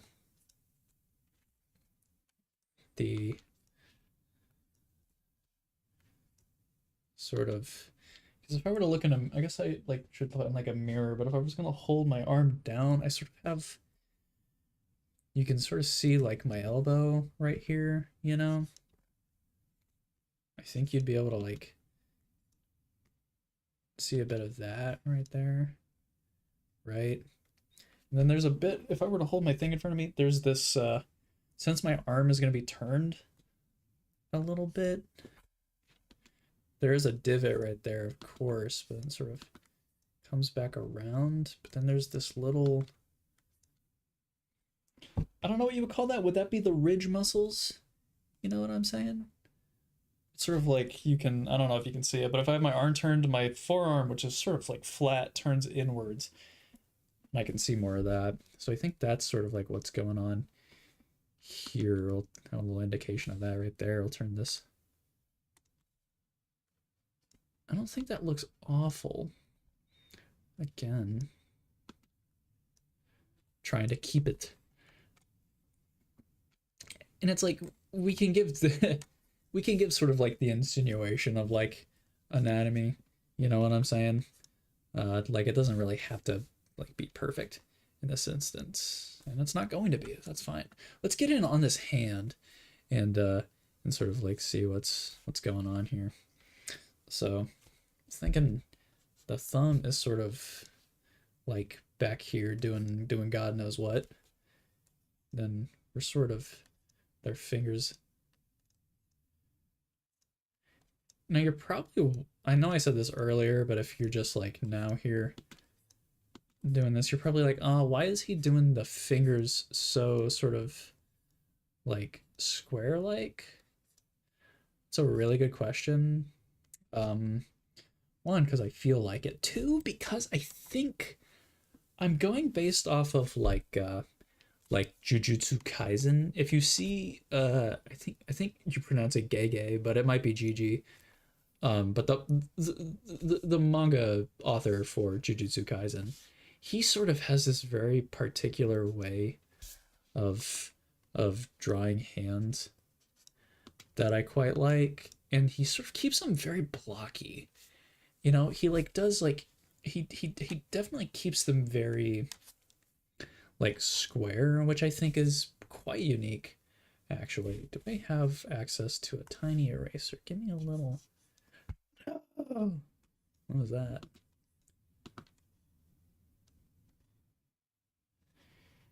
Yeah, he has a very particular way of sort of drawing hands. Very, very like blocky, rudimentary almost. Maybe not.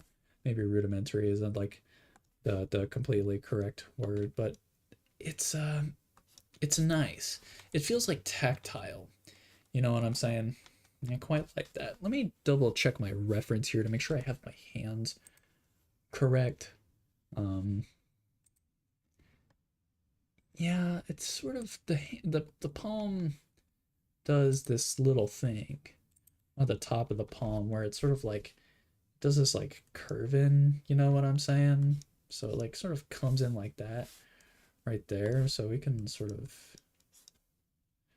show that off a little bit better.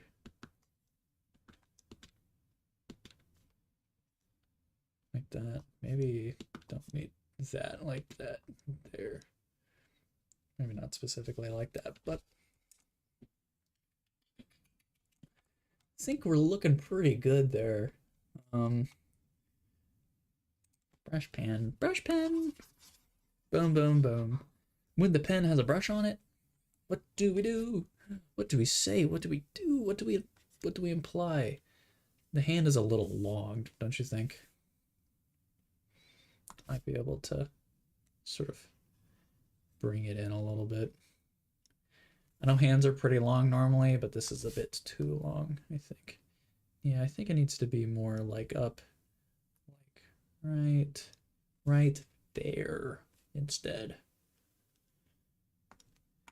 I'm using my artist eye, you know, the coveted artistic intuition. It's like what do we know about sort of like our anatomy? What are some things that we could like apply here? Uh, Answer is we could probably apply a whole lot more, but I won't. I'm leaving a little bit of gap there just for like I don't want to have to like individually render out uh each finger. That makes sense. Yeah, I like that hand placement a lot more. Yeah, I don't want to have to render out. This is turning out somewhat decent. Is the line weight a little off everywhere else? Probably. I will go back and probably thicken these a bit more, but we'll do that once we're a little bit more finished. Here, we're jumping around a lot, you know. We're gonna go to this hand now because this is quite a difficult thing to do. We're gonna. Jesus Christ. He still has the eraser on. Yeah, we're gonna keep that. I like the roundness of that thumb. I think I got the taper of that thumb quite nice. I think I got this hand really nice just in general. I mean, I'm quite what the quite happy with it. But again, we're gonna square it up silly style, sort of bring that little teardrop shape, bring that in a little.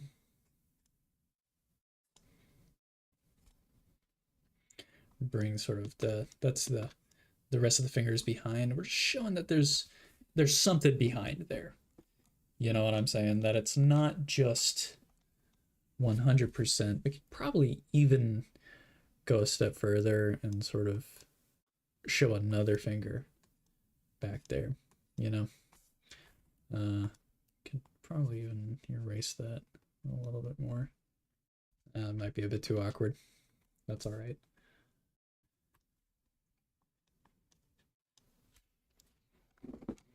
Like that, you know. He's got a big old thumb, and I like that. So there's something very satisfying about just having a big old thumb. Some people have a green thumb. This guy's got a big thumb. You know, reminding me. I think I made his thumb here just a bit too big. Now that I'm talking about it, so we're gonna go in and sort of fix that up a little. I'm having a lot of fun on this stream, guys. I don't know about you. I was a little nervous going into this because obviously, like, again, like my my traditional art skills, I feel like, are better than my digital art skills. So I was like, darn, am I going to be able to sort of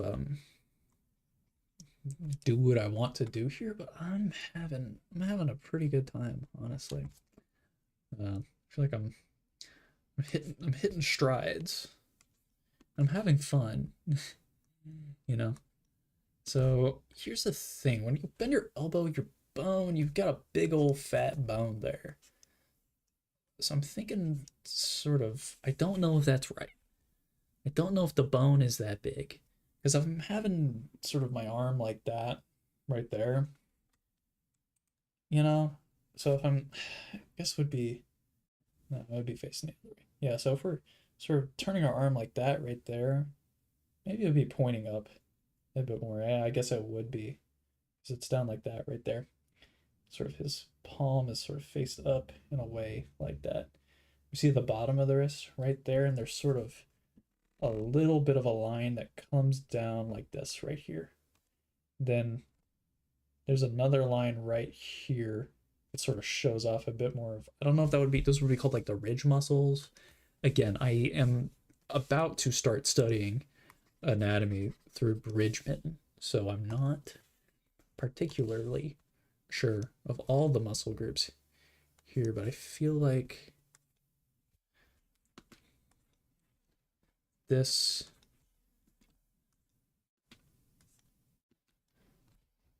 that feels right. You know what I'm saying? Then I know, of course, the fold of the arm sort of folds in quite a bit. So we're seeing like something like that right there, you know? So keep that flow going. Right? So if we turn that off right there, to me that looks like an arm. It's not the most like anatomically correct arm, but it feels like an arm nonetheless. It feels like an arm. It feels like an arm. And we like that. And we like it and we thought it was good. Yeah. So we're making good progress here. Let's go ahead and let's hop on over to the feet.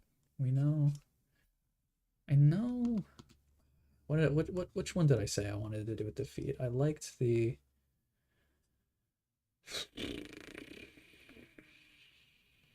it had like a flat sort of look to it.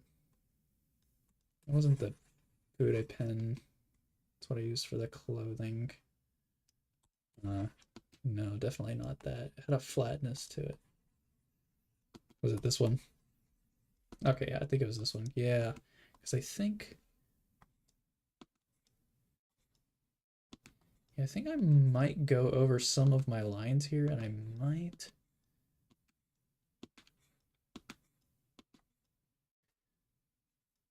use this to sort of like vary up the line weight a little bit.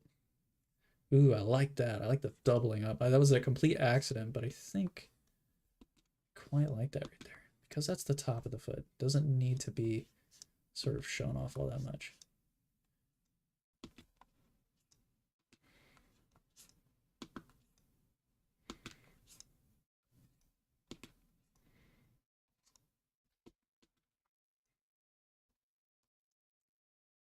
We're doing like a Ninja Turtle sort of thing here with the foot, right?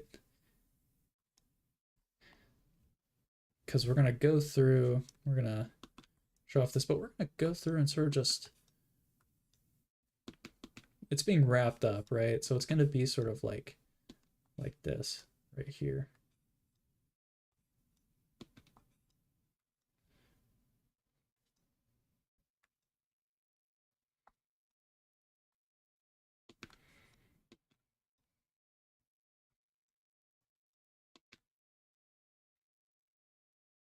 I don't know how foot wrapping works. I don't know if this is the correct way to do it, but this feels this feels right. Sort of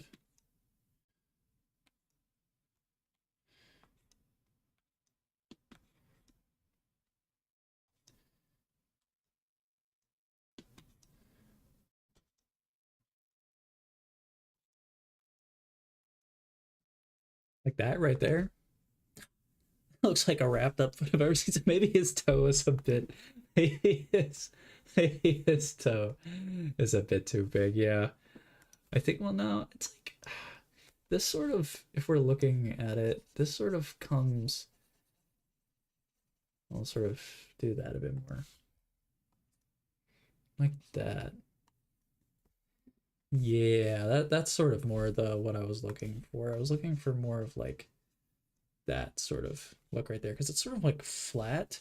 Because if we zoom out, yeah, oh, I love that. I love that. So yeah, we'll go through and we'll sort of use probably this pen on the bottom side to give this side a bit more line weight. That's going to be heavier because if we imagine the leg, it's going to be like brought down, right? It's like we can imagine him like bringing his leg down. So that bit's going to be a bit heavier. But then like on these sides, it's like the underside of the clothes are going to be a bit heavier. So we'll darken those.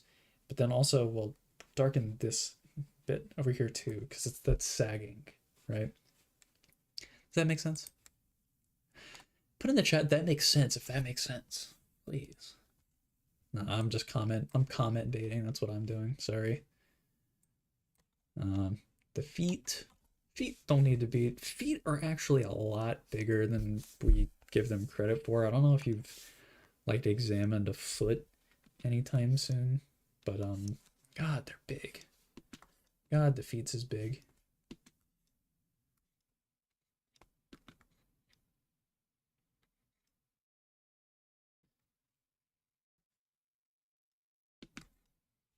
Your foot is probably you're not allowed to say that. Your foot. Oh my god. I'm gonna do this right here because this is a point that I need to prove. Can you see me? Can you see me?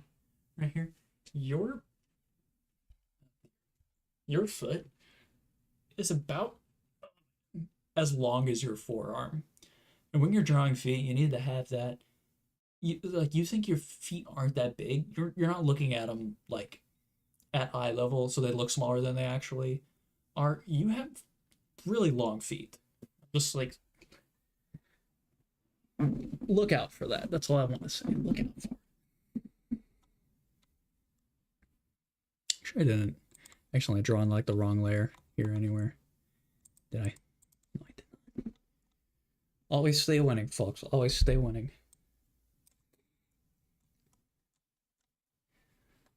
Ayo. What was I drawing? Feet? I like feet.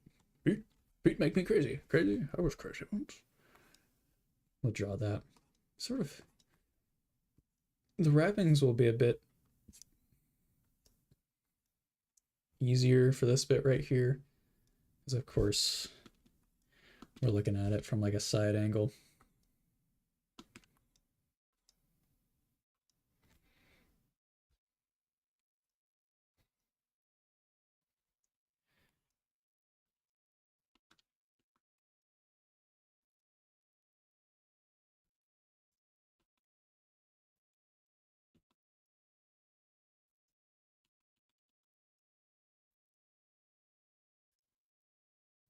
And like that right there. Oh my god. This guy can't match his line trajectories. Whoa. So if we zoom out, I don't know if any of these, I think these just need to be like that right there. Yeah, I think like that's better. I don't know if that's like accurate, you know, but it does kind of look like his feet are sort of like under wraps, you know. That's fun. I like feet wraps. I've seen like hand wraps before. That's like pretty common. Does he have wraps? Did I mess up? Did I mess up at all? He does around his hands. He does have these sort of like hand wraps. How did I miss that? They sort of I guess I just wasn't paying that close attention. They look like fingerless gloves. So I guess we'll go in and we'll do that a little bit. Of all things to mess up, this is like honestly like pretty small. They go up to about his wrist, which is like up here. So yeah, They sort of, I imagine there would be one that sort of like hooks around the thumb like that, right there, you know?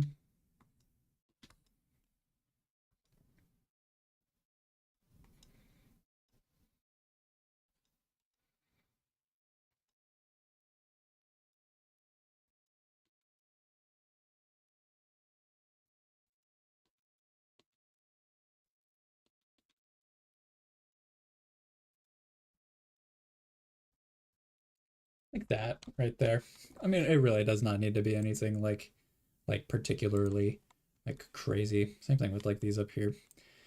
Now we could show that they have a bit of thickness. I'm not going to do that because I think that's like a bit too much, honestly. If we sort of look at the hands sort of like coming that way, they'd sort of, same thing with like these wraps right here. We got to go with like the contours of the hand, you know?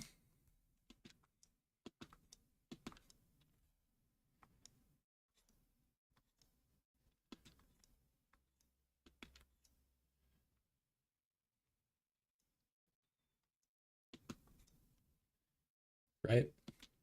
I guess it would be more like that right there. I'm gonna go down. Yeah, that works. That works. All right, now for the part that I've been dreading, we got to go through and gotta do his frickin' face. Which I'll probably just do this with the micron one as well. So I think this would be good enough for like facial details. I'll sort of try and do this not poorly, you know. It's like we'll try and do this as good as we can. Okay. We know he's got a big old freaking nose. It sort of like comes around and it sort of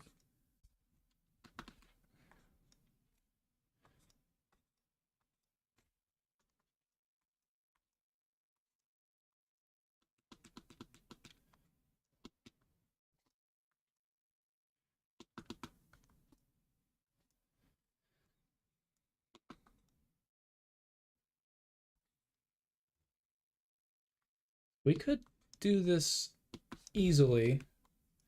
Sort of just like have it be like little dots like that right there. That could be an easy way to sort of like do this.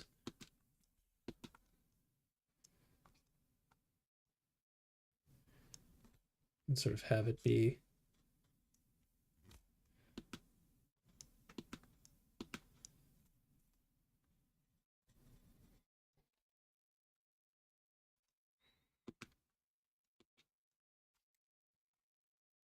keep them as small dots like that right there, you know.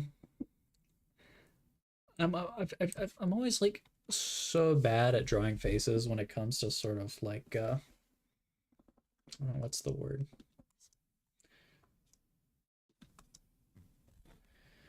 when it comes to like doing them from like far away, because there's a level of detail, you know what I'm saying? There's like a level of detail that like is like acceptable,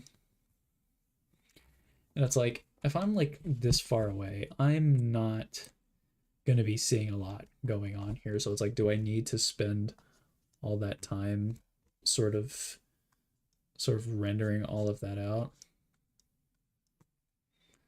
you know?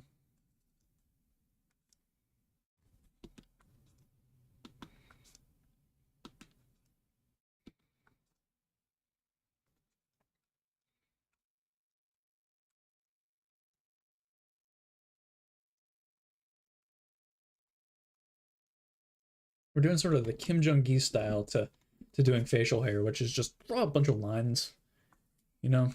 Like draw a bunch of lines, and it's like they'll eventually like end up where you need them to end up, right? Like that right there. And it doesn't look bad. Hey, quit chewing on that box. My cat's chewing on a box. Quit chewing on that box. Sorry, my cat's chewing on a box. And you know what? You know what? You know what? That doesn't look awful. I was really apprehensive for for nothing, honestly. We'll sort of follow the trajectory of that right there. And we'll imagine that sort of coming right there. I guess it would be sort of like up there. And we'll darken that out when we go through and do the inking. I like that sort of little hair that we got going on right there.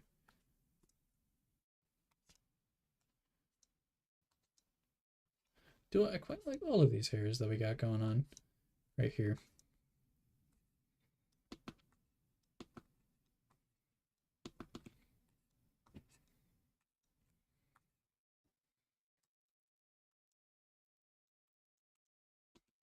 I don't want to repeat shapes too much.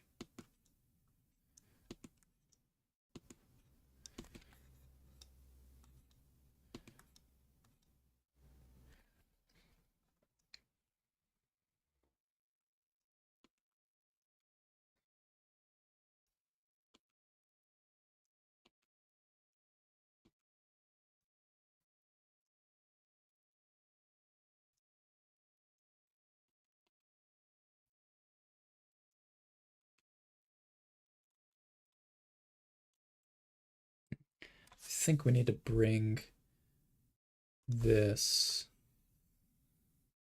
forward just a tad. We need to like bring it this way a bit more, like that.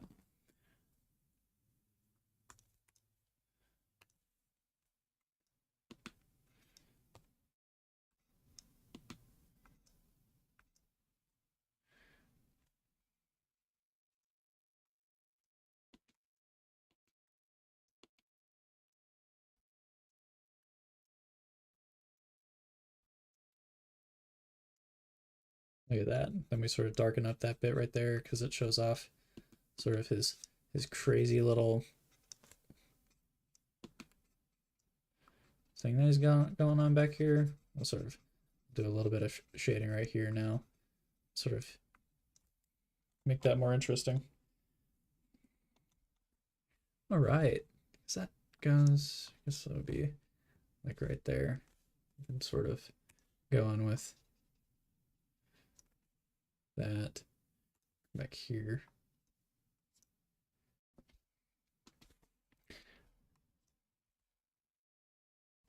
It's fine. No, I think that's fine. No, I think that's fine.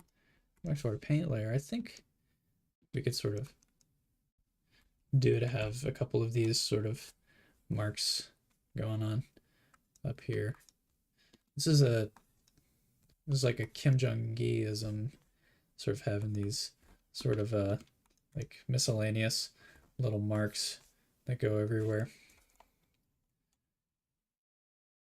I think part of what I am not resting with is I think there's too much of a gap right here. So we'll go in with our micron. Sort of comes, you know, it comes up and around, up and down. So that if I look at that right there like that,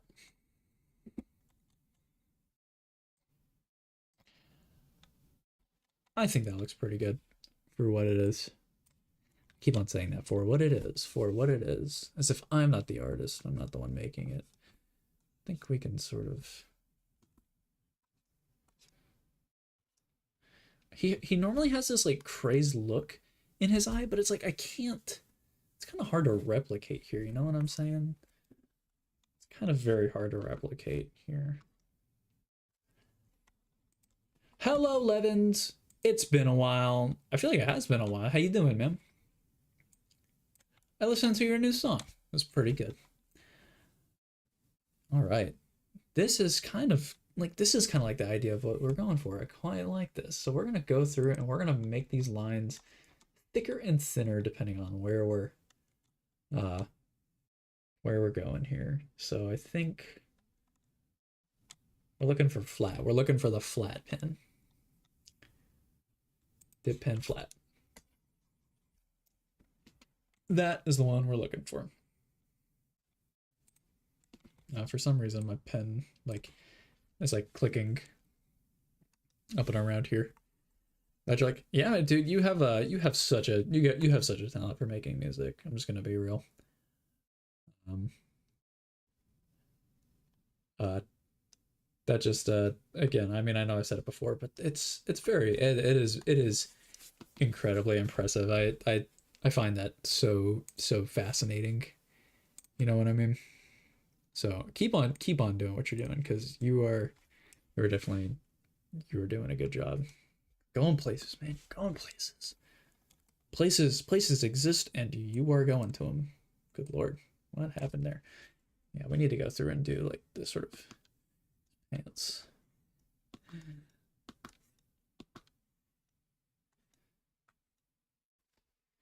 Yeah, sort of that right here. Okay. So that's good. I think we got the line weight of his coat good. We need to go back and we need to vary the line weight more for like his like pants. So like I said, what we're gonna do before is we're gonna come through, we're gonna darken up. I liked that sort of thing we had there. I'm gonna go through and we're gonna darken up this side a little because yeah, that's already helping quite a bit. This is the side that's like it's like coming down on you. You know what I'm saying? So it's sort of there's a lot of weight that is being exerted by this side in particular. So we really want to sort of show that off. Even more so, I think we need to like thicken the downwards a little bit more than like that, you know. And up here we can sort of like do a similar thing, but we don't want to do it too much because we don't want to ruin like the balance. Yeah, so sort of it goes boom boom boom thick, but it's like thin up here. And then we're gonna keep that sort of momentum. We're gonna bring it down through the leg, but not too much. We're definitely gonna thicken up sort of like these bits right here. So it's like boom. I think it would be help to sort of like double line it a bit. Keep it thick right there. Double line sort of. Then bring it a bit thicker down here. Right? Because we want to show the weight that these clothes have, right? I want to sort of show that these characters, this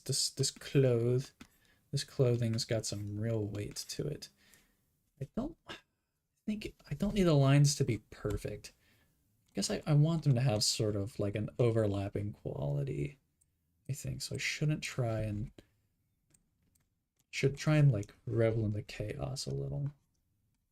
It's like a chat GPT thing to say. You know, revel in the chaos. Oh my goodness. I was looking at a Reddit post earlier for this YouTuber and he was like, the secret to cracking thumbnails. I was like, oh, that's cool. And then I was reading the writing, I was like, this sounds suspiciously like ChatGPT, like ChatGPT wrote it. So I left a little comment. I was like, this sounds like ChatGPT wrote it. There someone else was like, they were like, I thought the exact same thing too until I used my brain and thought about it more. I was like, yeah, I think you're I was like, yeah, I think you're both in on it. You're both in cahoots. You're both bots. That was funny. I thought it was funny. What do you say? You draw more digitally often now? Honestly, no. It's about the same amount that I would draw digitally uh, in the past. Traditionally, it's like the digital. It's fine. It's fun, and of course I'm doing it right now, obviously. But I do think that I'm much more confident as like a traditional artist. But that's why, I mean, that is the point of this right here is you can see I did this sketch traditionally and we did a little scan of it. And now we're doing this right here. So I'm vibing with the aesthetic of this. You know what I'm saying? Quite vibing with it. We'll do a little darkness for like, because I know there's going to be a bit of hair on that side right here. We'll sort of maybe thicken that up a little bit, bring it to more point. Um, but no, the digital art again, it's in service to the traditional art. I do quite like doing the art traditionally, or you know, it's like I think I'll always enjoy that aspect of it. But as I'm saying that right now, the digital art's not looking too shabby. It's not looking too shabby. I think we're cooking. We're cooking up something quite mischievous. You know, I need to make sure all my line work is good. You know, we're gonna go through and we're gonna like do a little. We're gonna do a little block in for like the shading, and then we're gonna play around. We're gonna play around specifically with. I think I messed up on this right here. This should be more. We're gonna play around with the shading a little. Uh, this would be like more like up here, right? Yeah, because he's sort of tilting his lower body upwards, so his pants would be up here. So if you see like this right here, we do have some lines here that are for the pants that are showing like where our shadows are kind of gonna be. I think we're gonna go based off of that, at least for the pants. So we're gonna create a new layer. Okay. And we're gonna look through these and we're gonna see if we can find one that we like. I want it to be sort of, that could be good. I like the vibe of that one, but maybe it needs to be a bit bigger. It's a bit diluted. Yeah. I don't know if I love that. So if you're drawing traditionally or digitally, digitally. I'm finding this inking process good, but that's just because I have a good traditional like underdrawing. Just being able to just see everything in full is just so nice when you're like working with paper. But like, you know, traditional like has its moments too. I definitely I will not knock drawing traditionally, not one bit, or drawing digitally one bit. Like some people, it's probably easier for, but for me, no. I think what I might do, flat brush. See, that's very dark. See, we can just go ahead and no, we won't do that quite yet. I'm thinking what we'll do is, yeah, that's what we'll do. We'll go ahead and I'm just gonna very darkly sort of do the silhouette of this shadow right here, right?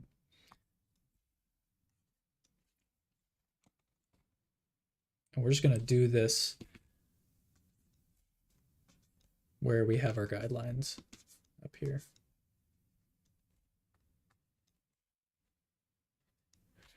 And this is just going to be our darkest shadow for the pants. But it's not going to be our only shadow for the pants, right? We are going to sort of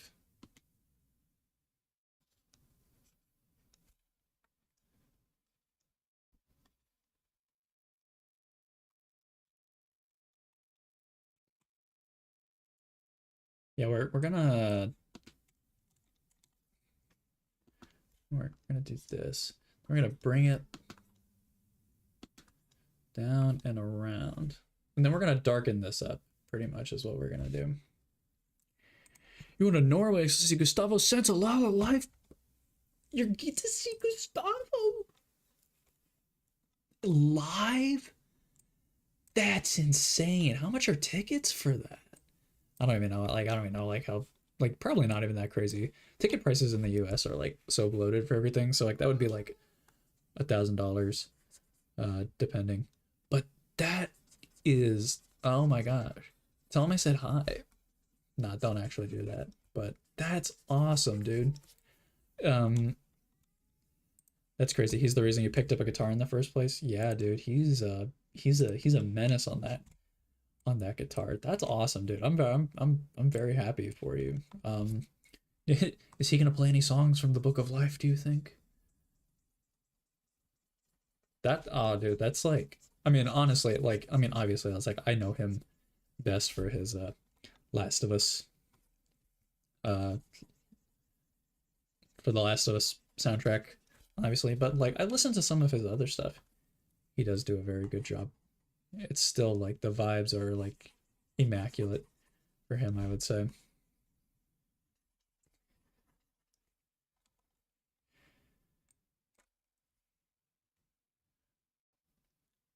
Uh, he's the reason. Oh, Ron Rucco tour. Okay, okay. I'll have to look that up. I don't even know if I'm sure he's played in America before. I don't know that'll be happening anywhere near where I live, honestly, because I live in Tennessee. Tennessee, it's like we get big artists a lot of the time, most of the time, I would say. But you know, sometimes there's just times where you don't, where some people just don't come and tour, and you're like okay, it's fine. I didn't want to see it anyways. Okay, so I got the shading for that right there. Yeah, and then we're gonna go through. I think we're gonna go through with this rake brush. We're gonna sort of do. We're gonna do lightly. We're gonna lightly do this number right here, but I need to drop that down, and I might need to drop the opacity down a little bit more too. Don't know specifically. She's gonna play Last of Us main theme that he plays on every ship. Okay, and yeah, then you're gonna be sitting pretty good with it, obviously. Honestly, that's amazing though. I'm very excited for you. I'm excited. I'm excited just hearing about it. You know.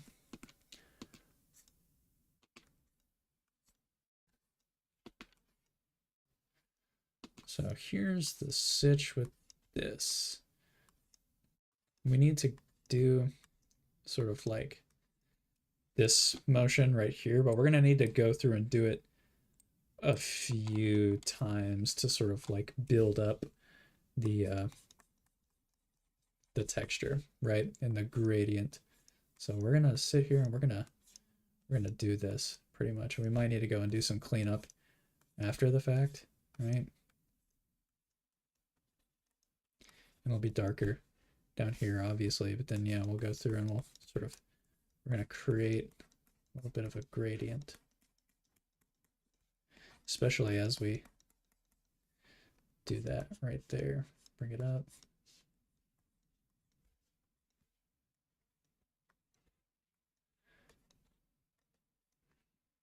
It'll be dark down here, so make it a bit darker down here.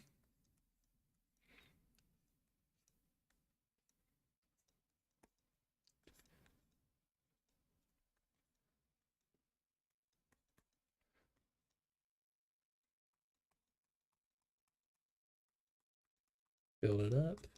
Build it up. Okay, his name of the album. Oh, okay, gotcha. Mm. See, I didn't know that. I didn't know that. Ron Rocco. Um, it's a very odd name for an instrument, but I guess I'm not one to judge.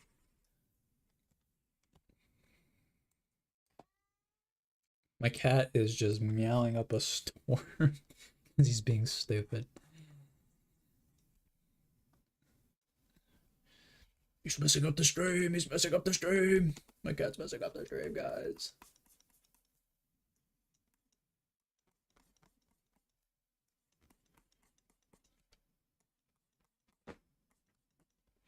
No, he's back in here now. Don't worry.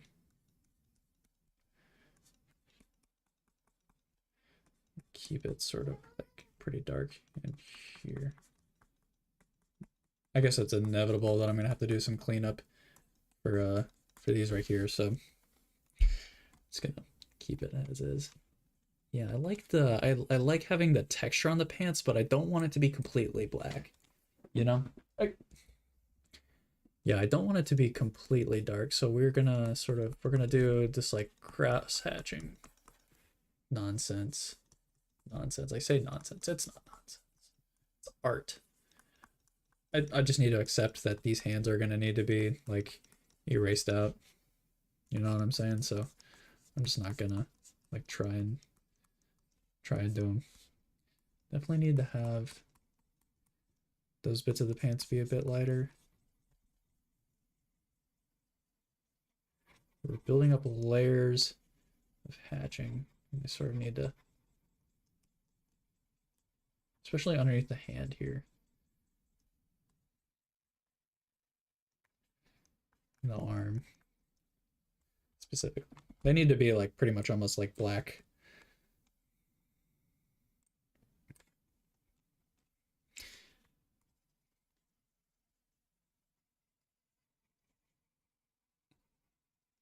But I like the texture. I like the texture of this brush. It's very nice.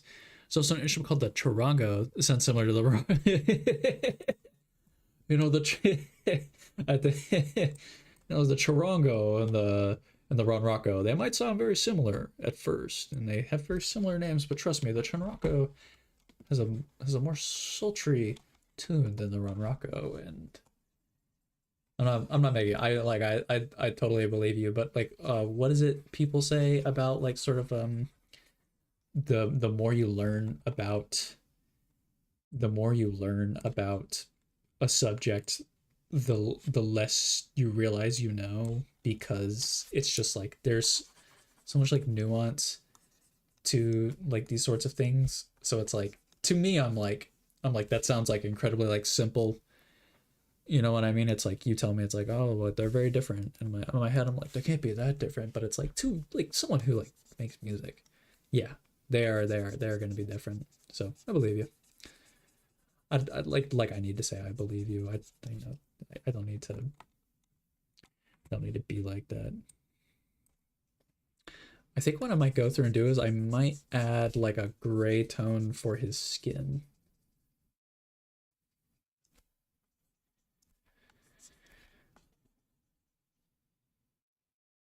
I think that could add some.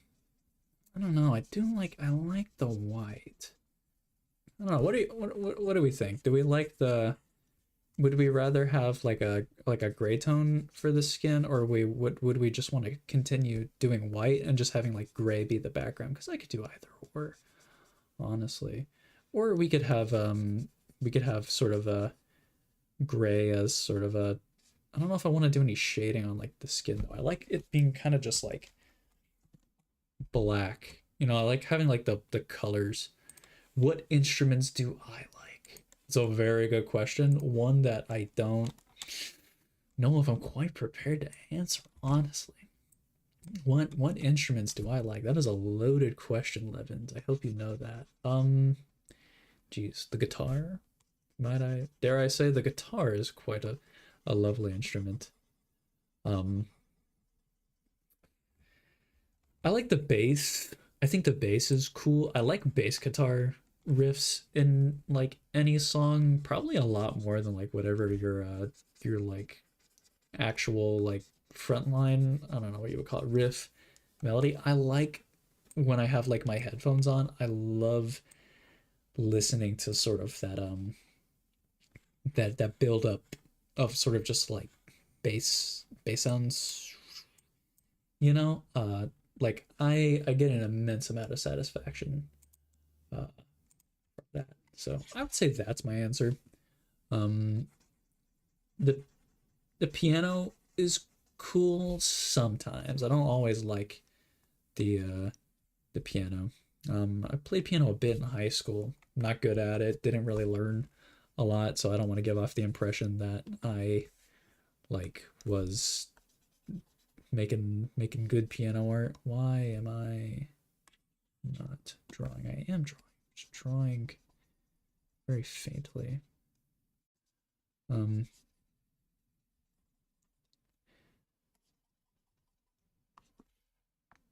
how about banjo? Yeah, I like the banjo. I think the band. Okay, it depends. So if it's something like The Last of Us, if it's something like The Last of Us Part 2, like the banjo in that like is amazing, but like it depends, you know? It's like with like any instrument, I think it depends on who is playing, right? Do we like this? Is this turning out very good? I get it's kind of giving me like an Adventures of Tintin sort of vibe. He kind of looks like Captain Haddock, with his hair like this. Oh, the theme of Outer Wilds. Okay, yeah, you're right. It does have a banjo in it. Oh, if we're talking about like, oh wait, the oh my gosh, what is it from Sea of Thieves? It's the oh my gosh, there is a thing in Sea of Thieves. It's one of the things that you play. What is it called? For the life of me, I can't remember what it's called. We're gonna be doing the sort of the black of this down here right now. It is called the. It starts with like a G. It's called like the Goodle or something like that. The Joodle the Juju whack. What is it called? Anyways, it's like this. The hurdy-gurdy. The hurdy-gurdy. I love. You probably weren't expecting that. I quite love the hurdy-gurdy. I think the hurdy-gurdy is a seriously underappreciated, underloved instrument in our day and age. No one's sitting back and saying like, "Hey, what about that hurdy-gurdy though?" I am them. So I'm gonna leave a tiny bit of white here just to start off with, just to see if that does anything for separating this back cloth piece from the pants. It might just do better to sort of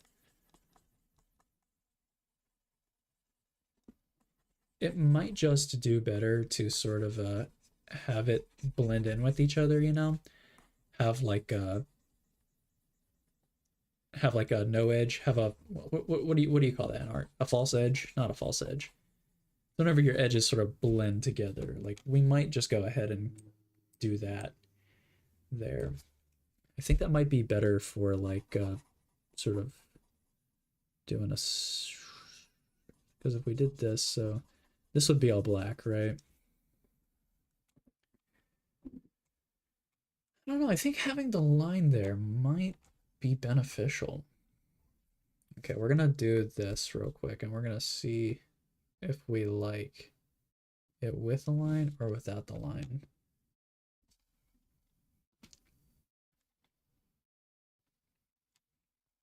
I don't know. What do you guys think? Should we leave the white line in there to sort of differentiate this from this, or should I just darken it? I really don't know. We should probably also, because this is a three-dimensional piece of fabric, it is going to sort of come around like this right there.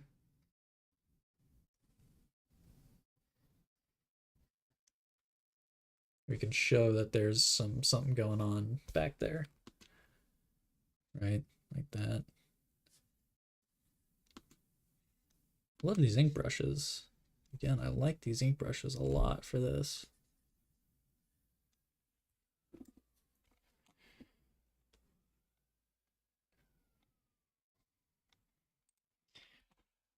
Thumbs up. Is that a thumbs up for keeping the white line, or is that a thumbs up for something else? Because I don't know. Wait, keep the line. Wait, do we keep the white line or do we darken it?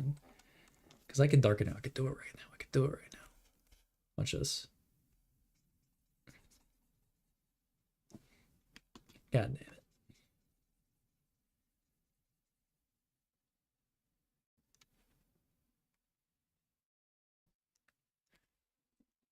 Did we do that? Does it work better as like a big sort of like graphic?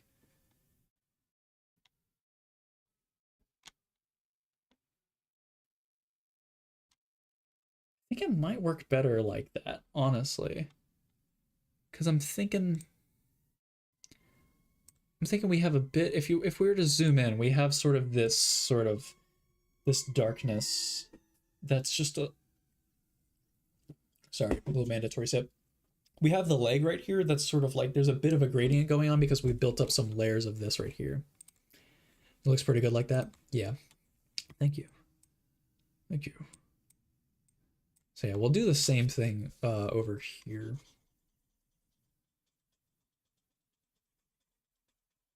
And this can be pure black because this bit of the pants is pure black. It's not gonna interfere with any of it.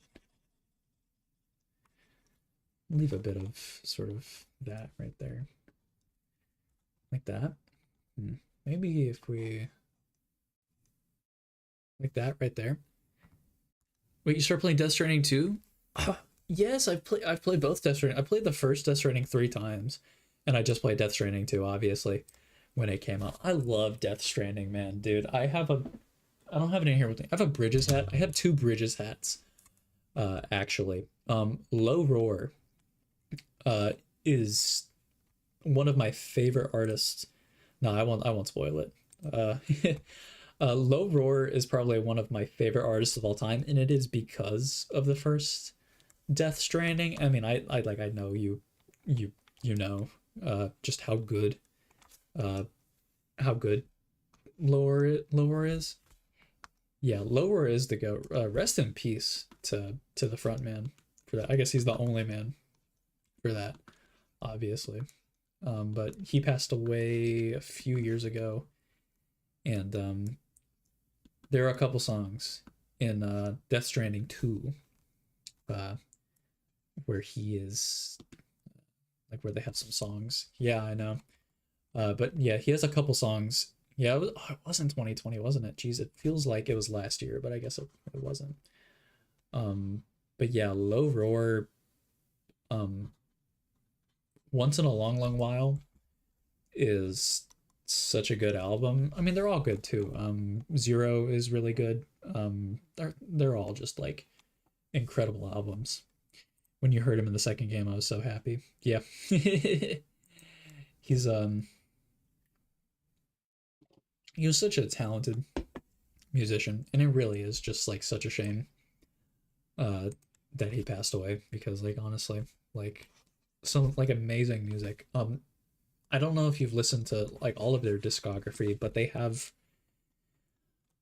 he has a an album called In Your. It's not an album, it's an EP. Um but it is probably like one of my favorite works of music like ever. Um it's got one of my favorite tracks of all time. It's called Time and Space. And it is just so incredibly good. I don't know if I want to do. I could do like I, I guess this. I'm gonna make this into a new layer just in case I don't end up liking it. I need. Should I have like little? I guess I should have like little. I like sort of this, just sort of like being chaotic as it is, you know. But I don't know if I need to have like little thingies going on over here, you know. Like because I'm sure in his outfit he has like little like rips and tears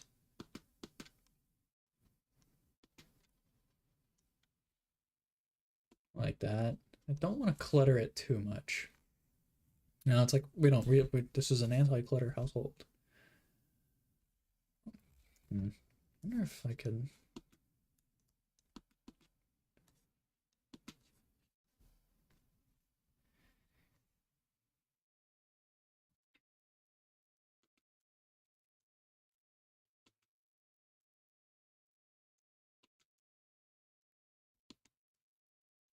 Don't know if I need to sort of. Maybe I don't need to. Maybe these are good here, but maybe for this right here, this just works as being just a big white graphic shape. You know what I'm saying? Like maybe that just works as is, right? I mean that's kind of it's the vibe I'm getting. I think that works. You know what? I think that works. I'm gonna instead use this layer to do. What are we gonna do right here? Do we want to do? Ooh, that's a fun one. Wait, this is the one I've been using already. Funny. I could sort of use this layer to sort of, yeah, we're gonna do a little bit of cast shadow work here because I don't want this all to be too, I don't want it to be too bright, especially like in here. Because we're imagining our light source is coming from the up and the right. So it's like we get the ear right there, but then we also got this over here, right? So we don't want to go too crazy with everything here. And I guess this would be in, that works out a lot because I was like struggling to figure out what we were going to do with sort of like that, this little shape right here, but that all worked out pretty nicely. Right. Listening to his last one was very emotional. I came out after he passed, and I think his team released it. Yeah, they like put it together. I think a lot of like the final masters and stuff were like finished, or at least like most of the way finished. But it very emotional experience. Like when I heard that, I was like, seriously, like like, well, I don't, not that I'm like entitled for like people to like live, you know what I'm saying? But I was like, oh, all the cool people, all the amazing creative people, just gone, just gonzo, man. That's a dumb way. That's a dumb thing for me to say. I apologize. So I'm thinking like, yeah, we sort of have this thick black to show that there's a bit of a light going on right here. We do have a light source. And I think that's good right there. And we'll show that that has a bit of form by bringing it up and around. We can actually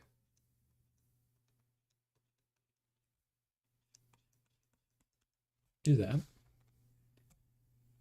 Yeah, it's sort of like graze it up. I think that's good. We can also show there's a bit of a, you know, we can show that there's a bit of a cast shadow going on right here.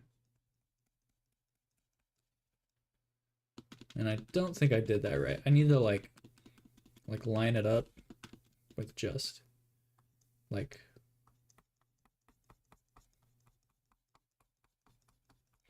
you know what I'm saying? Like that right there. And then sort of come in and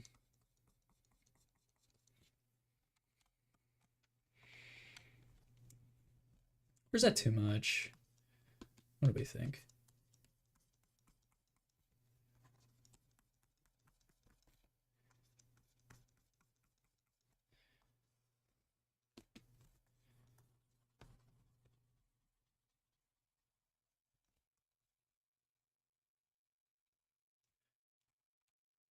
What do you think? Is having that cast shadow there too much?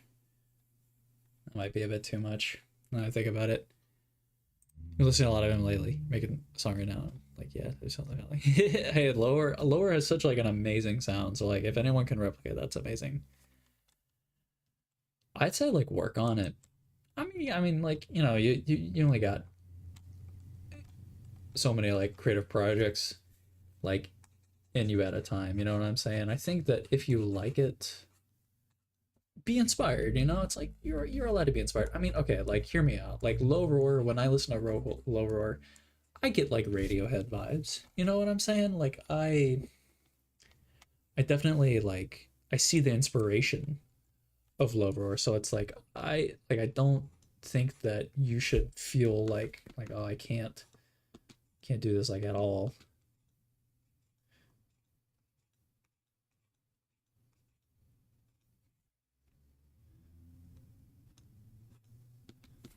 If the light's coming from this way, it goes boom. You know, it would be sort of like here. You know what I'm saying?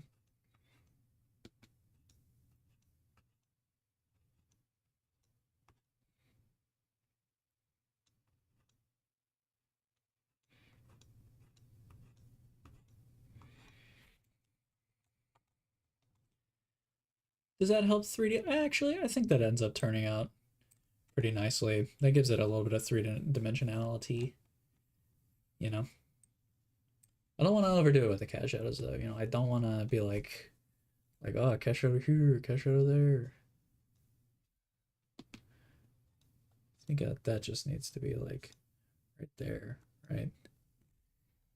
You made out Vibe Electronics. It sounds like something you'd see this in the space of thing. Ah, nice, nice. Oh, I want to hear it. Oh, obviously. So I mean, if you ever release it, I will gladly listen to it. I will give my feedback. I'll probably end up liking it, just like I like your other stuff. So that's let that speak for itself. I don't think the trajectory of this lines up completely well. Thinking it's coming down here a little bit.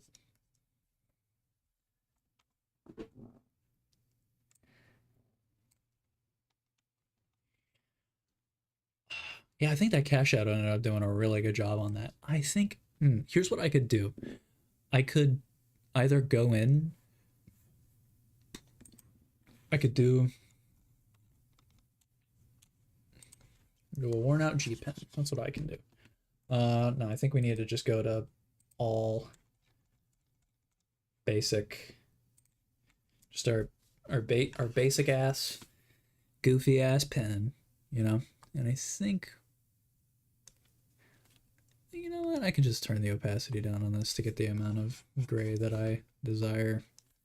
I think that's not what I wanted to do. I wanted to turn the opacity down up here.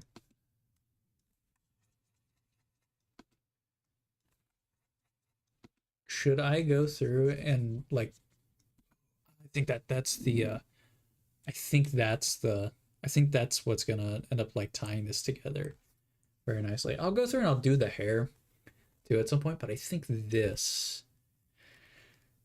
specifically is what's gonna end up doing it for me. Why is it doing that though? Don't want it's because I have the opacity down. So no, we cannot do it. But I think why is it? Oh, it's because I have it. I have the layer. Let's put the layer at the very bottom.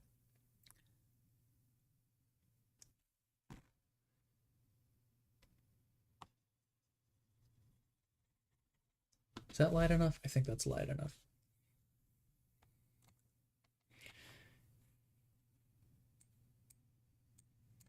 Yeah, so I think if we went in and sort of did this, should I do his hair too, or should I just do, because I could darken up his hair a little. I think I'll end up doing that. So we would just go through and we would do sort of like this instead.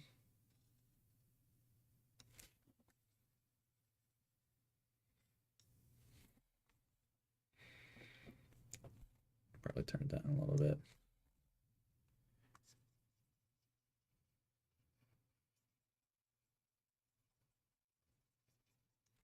Doing that right there, and then of course I have the ear back here, here.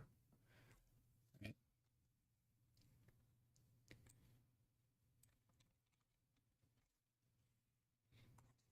Forgot this part existed.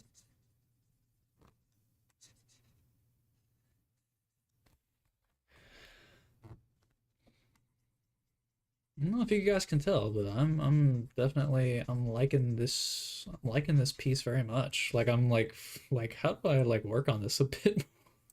Like how do I work on this a bit more? Sort of like render it, make it look a little bit better. So you can definitely tell I'm having a good time.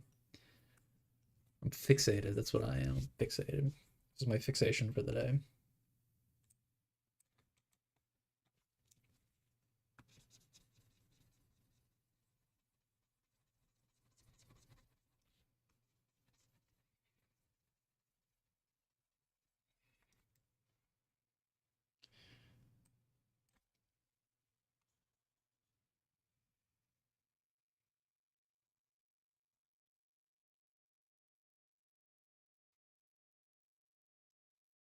sometimes you just make something and don't know what to think of it, or you end up not liking it at all. Yeah, I can totally stand behind that sentiment because I do that all the time. Half the time I'm like, oh, I hate everything that I work on, and I don't know if I'll ever be an artist for very long. But yeah, you just gotta like, like I don't know, I don't know if I'm always one to talk, but you gotta persevere. You know, that's the most probably like brain dead take for me. It's like, yeah, you just gotta try. And it's like, well, yeah, obviously. Well, like it goes with that being said, though, that you gotta really do gotta push through a lot of like just like self doubt. You know what I'm saying?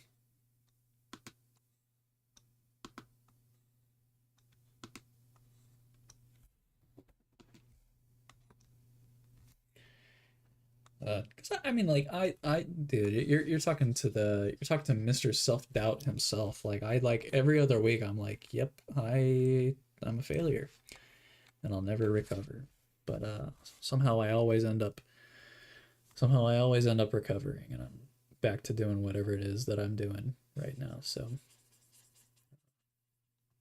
I'm sure you're the same. I'm sure you're the same way. I'm sure this is not new information, but if I can offer any bit of like sympathy to like be like, yeah, I feel what you're feeling. That's what we got right here. I feel what you're feeling. I feel what you're feeling, man. I'd say if you truly are like vibing with it, uh, keep working on it. And but like maybe you don't love it, but you see that there might be something there. Maybe just can it for a bit, like fridge it for a little while, and then come back after a while, and maybe there will be something there. It might not even turn into something until like years from now, so it's like it is just one of those things where you kind of just have to go with the flow. If you think about it, here recently 21 Pilots just put out an album, but they have a song on there that was written about over 10 years ago. Well over 10. It was probably like 13 years ago. But it was scrapped, and uh the lead singer songwriter thought he had deleted it, but it turns out that his drummer and bandmate secretly kept a copy of the file and was like, hey, let's put this on the new album. So now on the new album, they have a song that was written over a decade ago. And it's like, you never know whenever something might come back, and you might be like, yep, this is something that I'm glad that I made. You feel me? 10 years? Yeah, it was written for their, I don't want to say their first album. I think it was written for their, so they have their first album is 21 Pilots. Their second album is Regional at Best. Their third album is Vessel, but Vessel is technically just a more refined Regional at Best, but it was made for Vessel. I'm fairly certain. So it was for their third album, and that came out, it was a long time ago. But yeah, it's you never know when something might end up like becoming like it's a very good song too, and you can tell that it was like it's got the vibe of sort of the stuff that they were making all that time ago. But like, I love it. Like that's great. Like I want more of that. This is fun. I think I'm I think I'm done with it. Honestly, I could sit here. I could like overwork it. I could obviously do a lot of things to it that I think could like benefit it. Like I could go through and I could add a cast shadow, which you know what I think I might do. I think that would look really good actually. Just for some of these bits. It's like I don't wanna overdo it. My posture right now is also just atrocious. It's so bad. Yeah, so I'm thinking like the thumb right here might have a little bit of a highlight on it, but the rest of it is gonna be in darkness.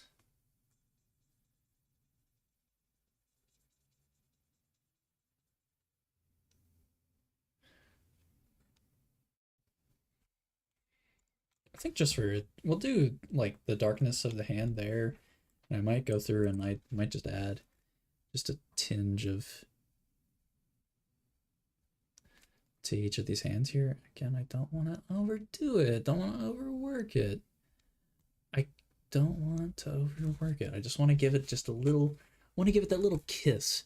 Woodkid nailed the soundtrack to a really nice songs listening before playing the game, and they made me. Ooh, yeah. So wait, so you've played the second game, right? Sorry if I like don't remember, but you played the second game, so you know sort of, or did you just listen to the soundtrack? Or because I know the Woodkid music from the second game is like pre-existing songs.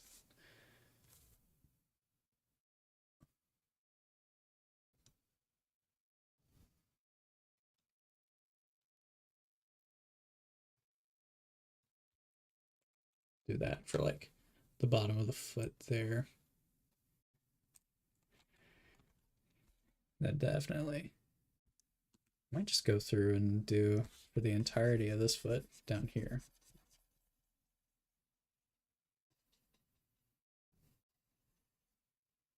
We'll do it in darkness. Except for that bit right there, you know. Give it a bit of a highlight right there. Could be fun. Yeah.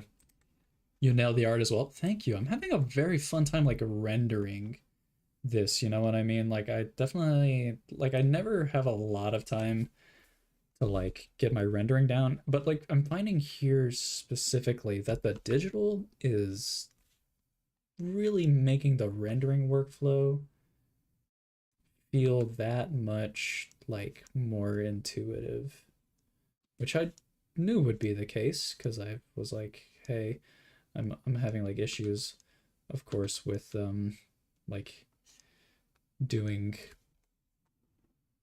all these things, but it's like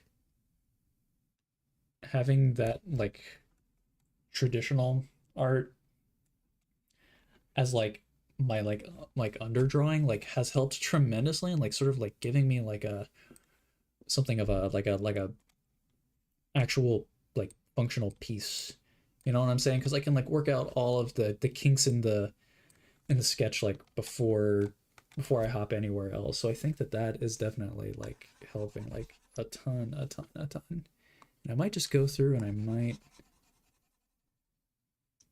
yeah, I might just darken the hair here. Because I know he has like black hair, but we'll like render it as like gray. You know what I'm saying?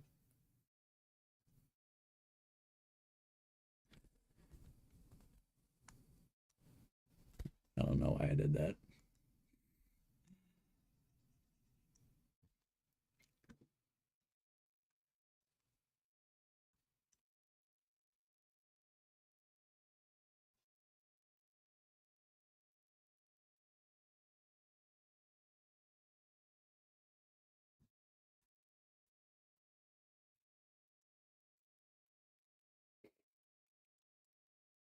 Hideyoshi making these songs.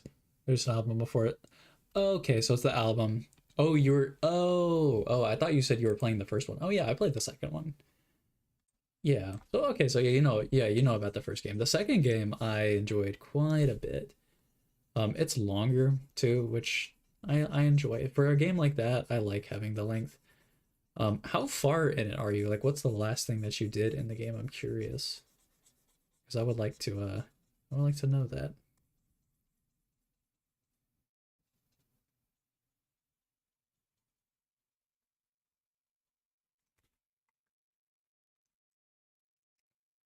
The opening itself, the opening itself for Death Stranding 2 is like nothing short of like it's one of the best parts of the game. It's such like an epic like it's a tour de force of like music. You know what I'm saying? And I'm sure you. I don't know why I did that, and I'm sure you know that, because you that's like the literally the first thing that you play. But oh my goodness, the opening to that game, fantastic. It's so good. Like Woodkid, like minus 61, like popping up in there. It's like the best feeling ever. And you're like, it's like, yeah, I'm playing a new Death Stranding. That's like the feeling it gives you. It's so great. I played that bit with headphones on, um, and I was just like, I was amazed. I was in awe with just the overall, just like cinematic quality of that opening. And I don't think that many game developers other than Hideo Kojima could lead. I know he doesn't make like all the games like himself, you know, like I'm not gonna sit here and be like, oh, he's like the only person who makes these games. It's a group effort, of course, but like he spearheads these projects, and I think that he does like such an amazing job. Also, oh, you found Tomorrow, she ran away. Oh yeah, it's like that long bit where you go through and you like chase her. Yeah, that's a fun bit. I like that little middle area because it's like you have the bottom left corner where you come out of the plate gate. It's sort of like flat desert, and then you're in that second area where it's like you have the monorail connected top left distribution center and then the weather observatory. You know what I'm saying? So it's like I like that area a lot. Oh, the rest the map is so huge. There's so many bits of the map that you have not seen yet. Yeah, keep me updated on that. I love Death Stranding 2 so much. So please keep me updated while you're playing that.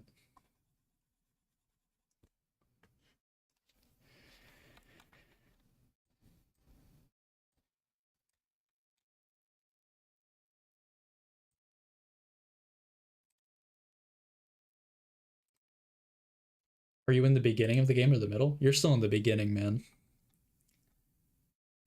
I'm not gonna tell you exactly when you hit the middle, but the game is a lot longer than you think it's gonna be. I'll say that right off the bat. It's a pretty long game. Not a bad thing, of course, like not a bad thing. Uh, yeah, there's some really good. There's some really good bits uh in that game. Let me make sure I have my line art layer. It looks really cool. Yeah, I like that.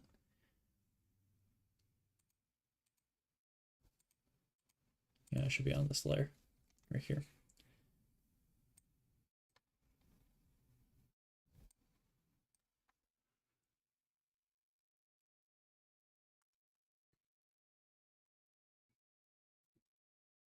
You're probably wondering, am I very tired? Yes. Yes, I am incredibly tired right now. So, we'll probably end the stream sometime here in the next 10 minutes. I am just adding the finishing touches on this because, of course, like I'm a crazy psycho boy, and I can't, and I don't know when to quit a lot of the time. So, you know, I'm gonna have to tell myself to like chill out here, and yeah. Um,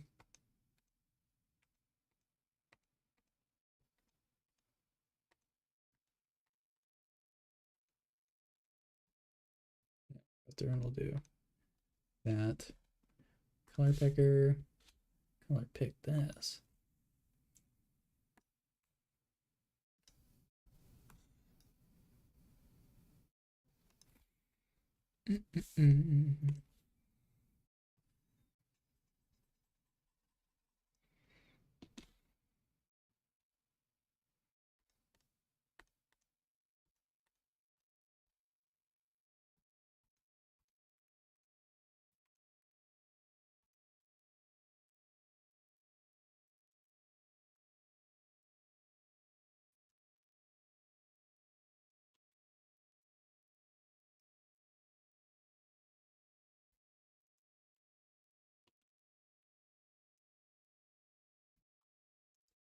You turn on Fragile's off at the beginning of the game, and I got trouble. Dude, yeah, I did that too.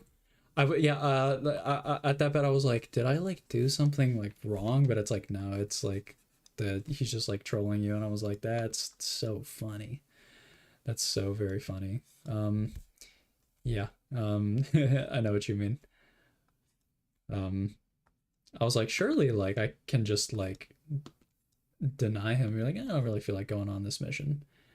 And it's like, no, he thought of everything. Thought of everything. I did it 2 times. What? No, no, I only did it once. Isn't it like if you do it 2 times, then he's like, you have to do it, Sam, or it just like doesn't give you the option. I can't remember exactly. I just did it the one time, and I was like, I know that this is like a loop that is never gonna end if I do go through with it.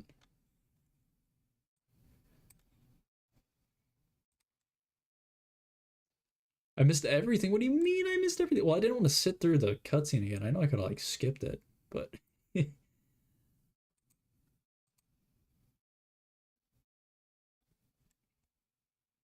right, I'm gonna go through and I'm gonna add like a shadow layer to this, but then after that, I think we're done. But I don't know what to do for the shadow layer. Should I do a marker? Like a marker bold? Ooh, I might just do that. Ooh, wait. I unexpectedly cooked with this by like having it be like a little line, but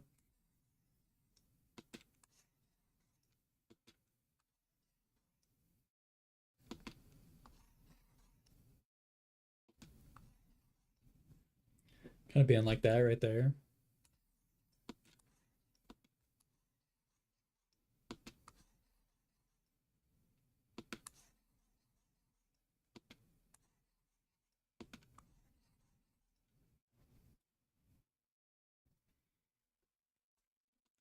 Hmm.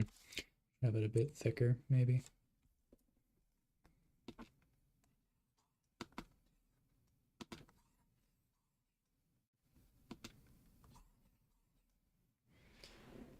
I think that's it. I might go through and add like a little bit more of a like a oop,